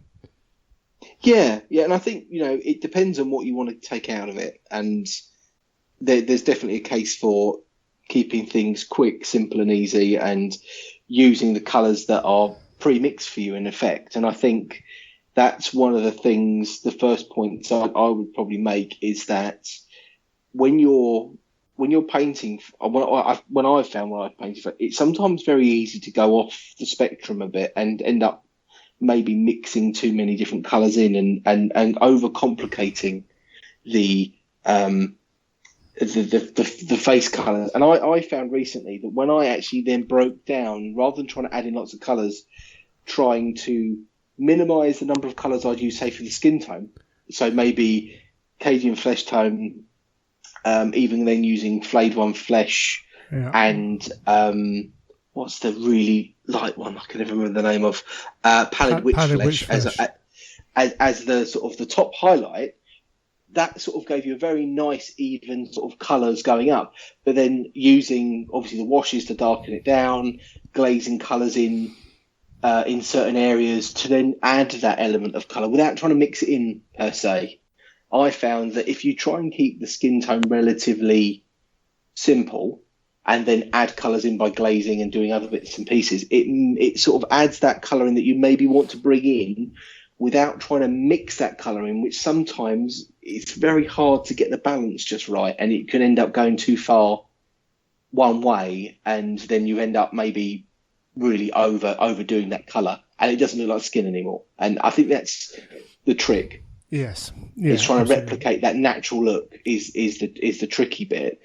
So I mean, often when I'm painting, I try and simplify my. I look at, say, I might be doing a blend. It might be on armour, it might be skin, it might be hair, whatever. And I'll often use 20 paints, mixing in all sorts of weird and wonderful combinations, and get to a panel or an area and think, yes, that's what I want to achieve. And then I often look to how I can then simplify that and take out some of the steps and not overcomplicate it with too many mixes, too many blends, etc. And you can do that often quite easily by just sort of simplifying. Okay, instead of mixing this with this other colour works quite well there. That colour works well with that colour. Right, I'll just keep it to those two colours. I'll add that last colour in as a highlight. Okay, that works. And then once you've applied that colour, then tweaking it in places that you need to, whether it be knocking it back a bit darker, bringing it up, the highlights up a bit, glazing certain areas to smooth blends out, etc. So work with it afterwards. So would you try those colours before the washes? So you'd sort your colours out before a wash? Yeah, pretty much. Okay. I mean, often I would apply a wash just so once I've got a flat colour as a base colour, and I often go for the mid-tone first, which is probably what most people do, I will apply a wash just so I can see the grooves, the channels that I want to be aiming for. But I will often go up light first and then darken down and then go up light again. I sort of work myself backwards and forwards quite a lot. And I may rework the same colours, because I find as well that if you took, say you took Cadian Flesh Tone, and you applied that over a black undercoat, and you did a couple of 2 or 3 or maybe 4 thin coats, and then you highlighted up. If you apply the Cadian Flesh Tone over it again, because you've got those lighter colours, it's not that first colour that you're reapplying. Absolutely. So by working up and down a couple of times, you naturally smooth out those colour transitions between the dark and the light, because you just keep it, that previous shade that you put on suddenly becomes, it's not quite as dark as it was before, because it's going over a lighter base coat. Same principle, zenithal highlighting. Exactly. So it sort of, that helps balance it out. But keeping that to then a simple colour recipe means you can do that a lot easier. Sure. So if you're doing that over 3 pots that are just pre-mixed, that's a hell of a lot easier than going, oh yeah, with that Cadian, I did a bit of this into it and a bit of that into it. And then, and then I added this into it. When you start mixing in loads of colours, it can become complicated and hard to replicate if you want to keep trying to rework. So I think that's, a real, a key thing when it comes to painting is especially don't try and overcomplicate it at the start. Yeah. Get your bases right. Adding glazes and things are very easy to do, and they're very easy to control. So it's very easy to add a glaze and go, okay, yeah, that's, so like when you talk about when you're adding the clears over, when you're doing that metallic effect, you do the first couple of passes and you're like, oh, I can barely see that. Oh, I do not. And that's a lot easier. It's a bit like glazing. It's very easy to control that. You put a tiny bit on. Oh, okay, yeah, I can sort of see that there a little bit more. Okay, yeah. Oh, no, that's enough now. I don't need any more. It's very easy to control those with several passes rather than, I want this skin, I'm going to add a little bit of purple into it because I think that will add something to, and then, oh no, I've put too much purple in, and you put it on and it's just all gone horrible. It's a lot easier to glaze the purple over and get that effect. I was going to talk about different colours, because obviously like the go-to, the standard for a basic level painter is Reekland Flesh Shade. It does exactly what it says on the tin. But obviously there are you're talking about a purple. Seen people using greens and stuff like that. Yeah. Is there like reds as well? Reds glazes over certain areas, maybe lips, noses. What makes you choose what colour glaze you need? Is it looking at the model and the colours you're using? Is it trying to achieve an effect? Yeah, often I might do it to try and either complement or contrast other colours on the model. So I might be looking at, say I have a pretty much standardised skin tone that I'll do on 90% of my stuff. Sure. So that'll be my sort of Cadian flesh tone and flayed one flesh and pallid witch flesh as a basic colour scheme. But then if I'm looking at the model and thinking, do you know what, that's too bright, I might go, okay, I want to darken that. I'm going to add some purples into that. I'm going to darken that down. And vice versa. If I think I did some green into a head once. Yeah. I think I had something where I wanted the head to try and contrast with something, and I remember just glazing a bit of green into it. And that can, sometimes it can be so subtle, but if you hold it, say, against a blue model or something, you can then, that green tinge makes that head pop out more. It makes it stand out from the model, because you're always looking for certain, I mean, as we said, you're drawn to faces. So you want the face generally to be a bit of a standout point. You want it to be people to look at it, and you want it to look good. So it contrasting with armor and it fitting the feel of the model is quite important. I think it's trying to get, and it's a difficult balance to get, because everyone does look at it first, I would say, when they pick up a model, and it's the first thing that you're going to spot a mistake on, or the first thing you're going to say, oh, those eyes are wonky, or I think there's etc. An element of that color thing is looking at light and how it works around modelling, and possibly the best thing to do is to go and research it. Definitely. So on CK Studios, they were talking about Figurepedia 2, I think it is, and Angel Giraldez's second book. So it might be the original Figurepedia, I can't remember. But there were two books that they were talking about. And one of them was almost a study of light on miniatures. And how it does that. And there was at one point in that course where Caleb's talking about I can't remember exactly what it was. We had a panel that was, in a position where we just had to add something to it to make it different, to make it create a difference between it and what was next to it. And he literally said, grab a colour, any colour, it doesn't matter, and you're going to spray this colour on. And if you can see that colour, then you've put too much of it on. And you're like, okay, right, as not an artist, not an art student or anything like that, I kind of I kind of picked up what he was trying to do, but you're still thinking, what? And so I sprayed blue onto a red model, onto a dark bit where you can barely see it, yet when you put it next to a model without it, it's clear that it's different. Yes, exactly that. And that's something that you almost need to, unless you've got an instructor kind of telling you what to do, you need to go and look at examples of it to appreciate what it can do. And obviously there's people listening to this, who know exactly what I'm talking about. I'm explaining it in the most ham-fisted way ever. But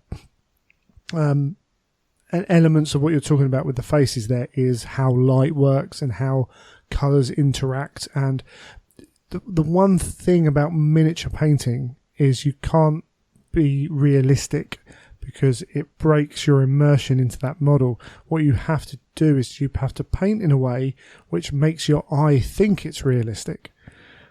Yes. And that's a fundamentally different thing.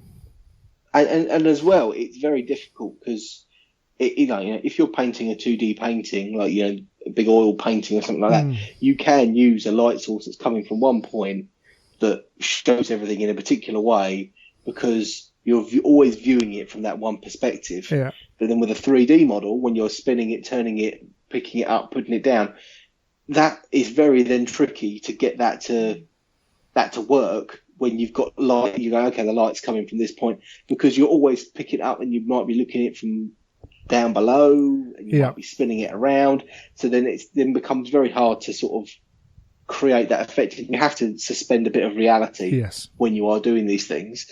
But often, I always find when you do these things, often if you sort of take a step back and look at it, your eye can pick out what is right and what is wrong. almost instantly. You look at it and go, that's really good, but I've done something wrong there, and you can hone in on it. And then if you can break down the logic and go, I've done this and I think I should have done, that's the best way of improving and getting better if you can very quickly critique your own work and look at it and know what you've done wrong and then move on and try something different. Sure. And if you're not sure how to do that, get an image up online of a Golden Demon winner or what have you, or go to your favourite painter, whether it's Angel Heraldez or whoever, and get a model where they've got, it doesn't have to be the same model at all, but it has to be the same kind of thing, and put yours next to it and what's different from here and here. Yeah. Obviously, their blending's going to be smoother maybe than mine. Ignore that aspect of it. You can get an appreciation. It's like my Skaven Blood Bowl team. Essentially, as I say, I've done non-metallic metal on the legs. It's nowhere near anything you'd see in a Golden Demon, but you can see the principles are there. So actually, that bit, I know I've actually got it right. It would just, if I wanted to paint it well, I'd just have to get smoother and smoother and smoother, more layers. But you can easily see, it was even when I was painting it, I was like, hold on, this is non-metallic metal. Okay, I have the principle in my head now, without ever really meaning to. But yeah, you can do that. Before we go anywhere else, eyes. Yes, actually, yeah, I've got some tips for eyes. Go on, hit me. Right, so obviously there's a couple of different schools of thought, isn't there, with eyes? It's the sort of the blackout method, and then paint the white part and then dot in the eye. And then there's sometimes a method where people might try and put the two sides of the white in and to give you that eye shape. Now, I was watching, I saw a photo online, and I thought to myself, with eyes, obviously, with heresy models, they're even worse because the sculpt is really, really small. But often with a lot of it is obviously having a good point on your brush, and it's that depth perception of knowing where that point is. Yeah. And I think that's one of the hardest things to get used to when you're trying to paint something so small is controlling that brush and knowing where that point is. And with faces, often, you might not be painting many faces in an army, so you've got a couple of shots at giving these eyes a go, and then you haven't got much to practice with. But I saw someone where they had got their fingernail and they had effectively applied lots of dots to their fingernail and then dotted those dots with the brush. Okay. Now, with doing that, I think that would, if you did that, say you did 15 dots on your thumbnail and you then dotted those dots, by the time you've done that a couple of times, you'll have a bit of muscle memory of, okay, I know where the point of this brush is. If you then picked up that head model and then you went, right, I'm going to dot these eyes, you would possibly do it much more successfully than if you just picked it up and thought, I'm just going to bang, I'm just going to hit that with a bit of white and I'm going to hit that with a black dot in the middle and see if I can get them to point the right way.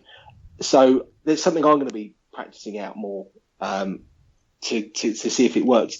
But I think it's a good way of practicing eyes without lining up 50 heads from you don't an Empire box set or something to try them out. You don't come back having not played football for 2 years, try and line up a free kick in practice and hope you're going to hit the stanchion every time, unless you've got real talent. You put it out there, you hit a few wide, you maybe fluke one, get it right where you want it to, and then the next one goes wild. But you hone in over time. It's the same thing. You're learning a skill. It's a sub skill of painting. Yes. As you say, a good tip is more important than the size of the brush. I always used to. And I've heard a lot of people say a bigger brush is better for painting eyes because the belly and the reservoir that you've got with the paint as you're taking your time is more important than trying to find a really small brush that is going to do a razor tiny dot, but the paint dries up before you get to the model. There's nothing worse than thinking I've nailed that one and realising you haven't left any paint on the model. Yeah, how disappointing. I got that spot on. And that's why the brushes that are expensive or are deemed a better quality, your Artis Opuses, your Winsor & Newtons, etc., whatever quality you think they have or had a reputation for holding that point. Yes, exactly that. Yeah, and that's the most important thing, I think. With eyes, you've got to be looking for that point.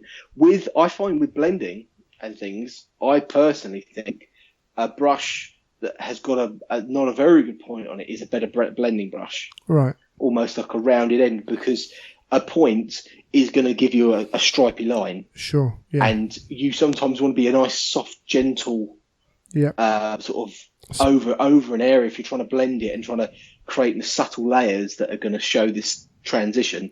Whereas a razor fine point is actually you want a softer, probably more problematic. Yeah, you want a softer line. Yep, I agree with that. Moving on to we've talked a little bit there, and if anyone's listening to this thinking, but what about this? What about that? Email in. We can always come back to a topic. It's not a problem at all. Where do you go? So we can paint our models. We can put eyes in. What do you do to take your average face and make it that much better? Are you starting to look at? Have you ever looked at doing stubble or? Things like that? I've done stubble and things on certain miniatures. Again, it's got to be what the model warrants. Putting stubble on an elder face is not going to look right versus absolutely. A Space Marine shaved head. There's different schools of thought for doing a lot of this, but again, a lot of it comes from having the good base skin tone there, and then to do the stubble area, you might take the base colour, mix a bit of blue into it or a bit of grey into it, and sort of create that dark tone that you sort of lightly paint over those areas. Again, it can be done with glazes, things like that. So it's very much get the basic right, and then add those extra areas on. And there is lots. If you're doing stubble, there's a couple of different ways of doing it. Tattoos and facial tattoos and things can be another one that again is quite tricky. Again, that's a really fine freehand sort of technique that's again probably worth practicing on the back of your hand, the back of your nail. People talk about practicing on a piece of paper a lot of the time. Yeah, I pretty much draw out every freehand piece I'm doing. I draw out 3 or 4 times. I'll sketch it to sort of get what I want it to look like, and then I will hone the shapes and the look until it's broken down into enough pieces that I can replicate it through a minimal number of steps. Yeah. So I can go, okay, that's a round. I'll have a round circle there, a square coming off there, a couple of triangles, and then I'll break those up with some other lines, and then that's my shape that I'm looking for. And then but that takes a few goes sketching that out, and then transferring that again to a model is pretty much reference and also with freehand it's a bit trickier with tattoos on skin because you could have spent a long time honing the colors, but for me it's very much give it a go. If it doesn't work, knock it all back flat again and start again, and give it another go. Yeah, if you're not competition painting as well, you always have the opportunity to put a varnish layer over the model so that you can always come back to that save point, as it were. If you're like, I'm really happy with this face, awesome, I want to do a little bit extra, there's no harm in just whacking that on there and definitely, working on there. Definitely. That's really cool. Anything else on faces for now? Not that I can really think of. Obviously there's other things of like hair, teeth, lips, all that sort of thing. And again, you can do as much of that with that or as little as with that as you like. Personally, I think if you can get the skin tone right and you can get the eyes looking realistic, like you've got them like in the right areas and you've got a good control on those, that is 90% of your work done. If that will make any model look really great. And then if you add extra bits and pieces in after that, that's just finishing it off to a really nice standard. If you can get the colours right at the start, it makes life a lot easier. Absolutely, awesome. Well, I say Neil's talking there, and I know what he means when he says it's hard to kind of work out a subject to talk about. Obviously, there are other podcasts that do certain things with painting segments, but if you've got questions, very specific questions or more general questions, send them in. We'll try and set up a discussion which will answer those, probably in amongst other aspects. So feed us ideas. That'll be cool. Right, so let's hit a break.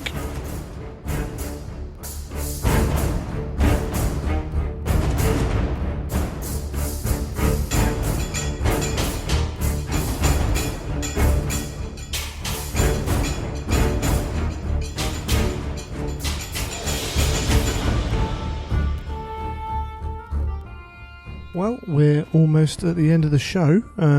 We've got a couple of little bits to do before we go, though. Neil, you wanted to mention something? Yes, I got sent a new toy, a new little gizmo to play around with. So I got sent like a miniature holder, for a painting handle, effectively.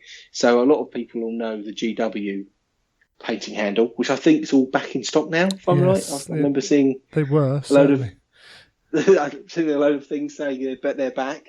And obviously that's, I've used one of those at the painting classes at GW, and I thought they were very good.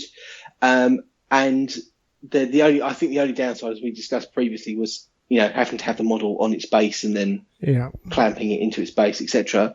There are some other third-party ones out there as well. So I got contacted by Hobby Hold and they said, would I like to try one? They shipped me over one, and effectively it's a plastic handle. It's got a sort of a grip element that you can reverse and spin round, so that you can effectively hold the model, get nearer the top of the model, with a little bit more support than you would do if you were painting straight off a cork. Sure. Or a GW handle. You can support your hand.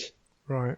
Much nearer, like say, the head of the model, and then obviously control with your other hand. So is this? Are we talking about? So there's a circular metal bit with an arm that comes up with a. Yes, this is all plastic. This one. Okay. So it's got an arm section that comes up. The arm section clips off, as I will try to do now, and then basically, obviously, you can clip it on upside down if you just wanted nothing in your way. Or you can obviously have it so that it's sort of arching over the model. So that's somewhere to rest your finger. So you can rest your finger, your hands on that, so that it makes it a bit easier. Obviously, I've never used one of these before. Sure. So I started playing around with it, and obviously initially it felt a bit weird in the hand because obviously I'm used to painting with just like a champagne cork. Yeah. But after sort of changing my grip a bit and sort of playing around with it, I can really see how it does give you a little bit of extra control on sort of, certain areas of the model, which normally I'd be very, very sort of cagey about getting in with a brush. You can be a lot more sort of maneuverable with your hands because you've got that extra bit of support near the model. I definitely remember having to repaint the top of some heads where I've done exactly the same thing but without that holder and just using the model. And then little bit of greasy fingers, and all of a sudden the paint disappears off the head. Yeah, absolutely. It was something I looked at. There was a Kickstarter a couple of years ago, and it was a metal ringed one that I was looking at, but they weren't necessarily cheap at the time. I would say definitely that is one of the downsides. I mean, obviously I got sent one, so obviously I'm. Do you know what the happy retail price is? It was in US dollars, and I think it was about $30. Oh right, yeah, that's not cheap. No, but it was you could buy different components separately and only buy certain bits, and it was cheap if you wanted to just buy just the arm and a small bit of holder. But I got the arm, the holder, a base handle. Then it also comes with caps that you can screw on, like bottle caps, so you can attach your model to bottle caps and screw them on. Right, okay. Or you can also then put a cork into the middle if you wanted to. So if you want to keep your model on corks, you can put those in the middle. But it's a standard cork, not like a champagne cork. But then I also tried. I've sliced down a champagne cork and stuck that to one of the top of the screw lids, so you could screw the cork on and off. So it's quite versatile. It's quite a cool piece of kit, and it comes in every single colour under the sun, as far as I could tell. There was you could choose every piece in a different colour if you wanted to. For me, I think it would be the only downside would be the price, because I do love a painting gadget, but I don't know if I'd spend $30 on a painting gadget, if that makes sense, or something similar. Where I think where you've got a cork, you still can do a lot of the same sort of look and feel. And the GW one being a $5. Yeah, I think that sort of sets the bar, doesn't it? At, sort of prices that people will be willing to pay for a that's a the thing, painting isn't handle. it? If you're not painting to the standard Golden Demon standard, let's say competition standard, then the GW one does all the job you need. If you're going to pay for something, then £5 it does pretty much everything. There's a couple of times where I have to pop the model off just to paint a small bit, but then I put it back on. Below that you're talking about just putting them on corks again or what have you. Mm-hmm. Above that you're wondering why you're spending that money when you're arm painting. Yeah. However, competition painting, obviously, that's you're spending hours, 60 hours on one model. If that helps you, if it's more comfortable, if it helps you access the model easier, then you have to make that decision about whether it's worth the money.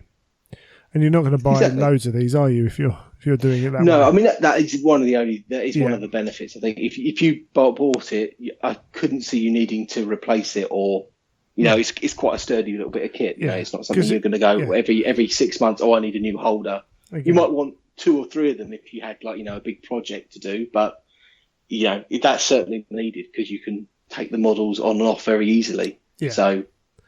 Absolutely. And again, if you're painting over that period of time, then it's not like you need all of them on. It's not like you're going to be jumping from one model to another. You're going to be working on one model, stopping work on that model for a period of time, new model on, crack on. That's cool. Definitely. It sounds good. If I ever get good at painting, I might consider it. Awesome stuff. Should we do the contest? Let's do it. The winner of the contest. So we had plenty of entries, some of which didn't necessarily get through, didn't follow the rules. That's all we ask. We had some. So some people were trying to butter us up, as I say. I'm not going to read all of these out. Some people just wrote names. Some people wrote whole ideas as to why. Servitors or things like that was one that was semi-common. I think it's probably the most accurate as well. Some people wrote large pieces. I think Patrick was I'm Fontariel, who's anyone who's read Nemesis is the info assassin in there. I think your most common connection was Delafar from Fulgrim, who was a painter. So it was one of those. You pretty much always a remembrance of painting. Although one of them was like some Legion serf who got relegated to painting power armor for the rest of his life, desperately trying to put your flair into it, but not being allowed to.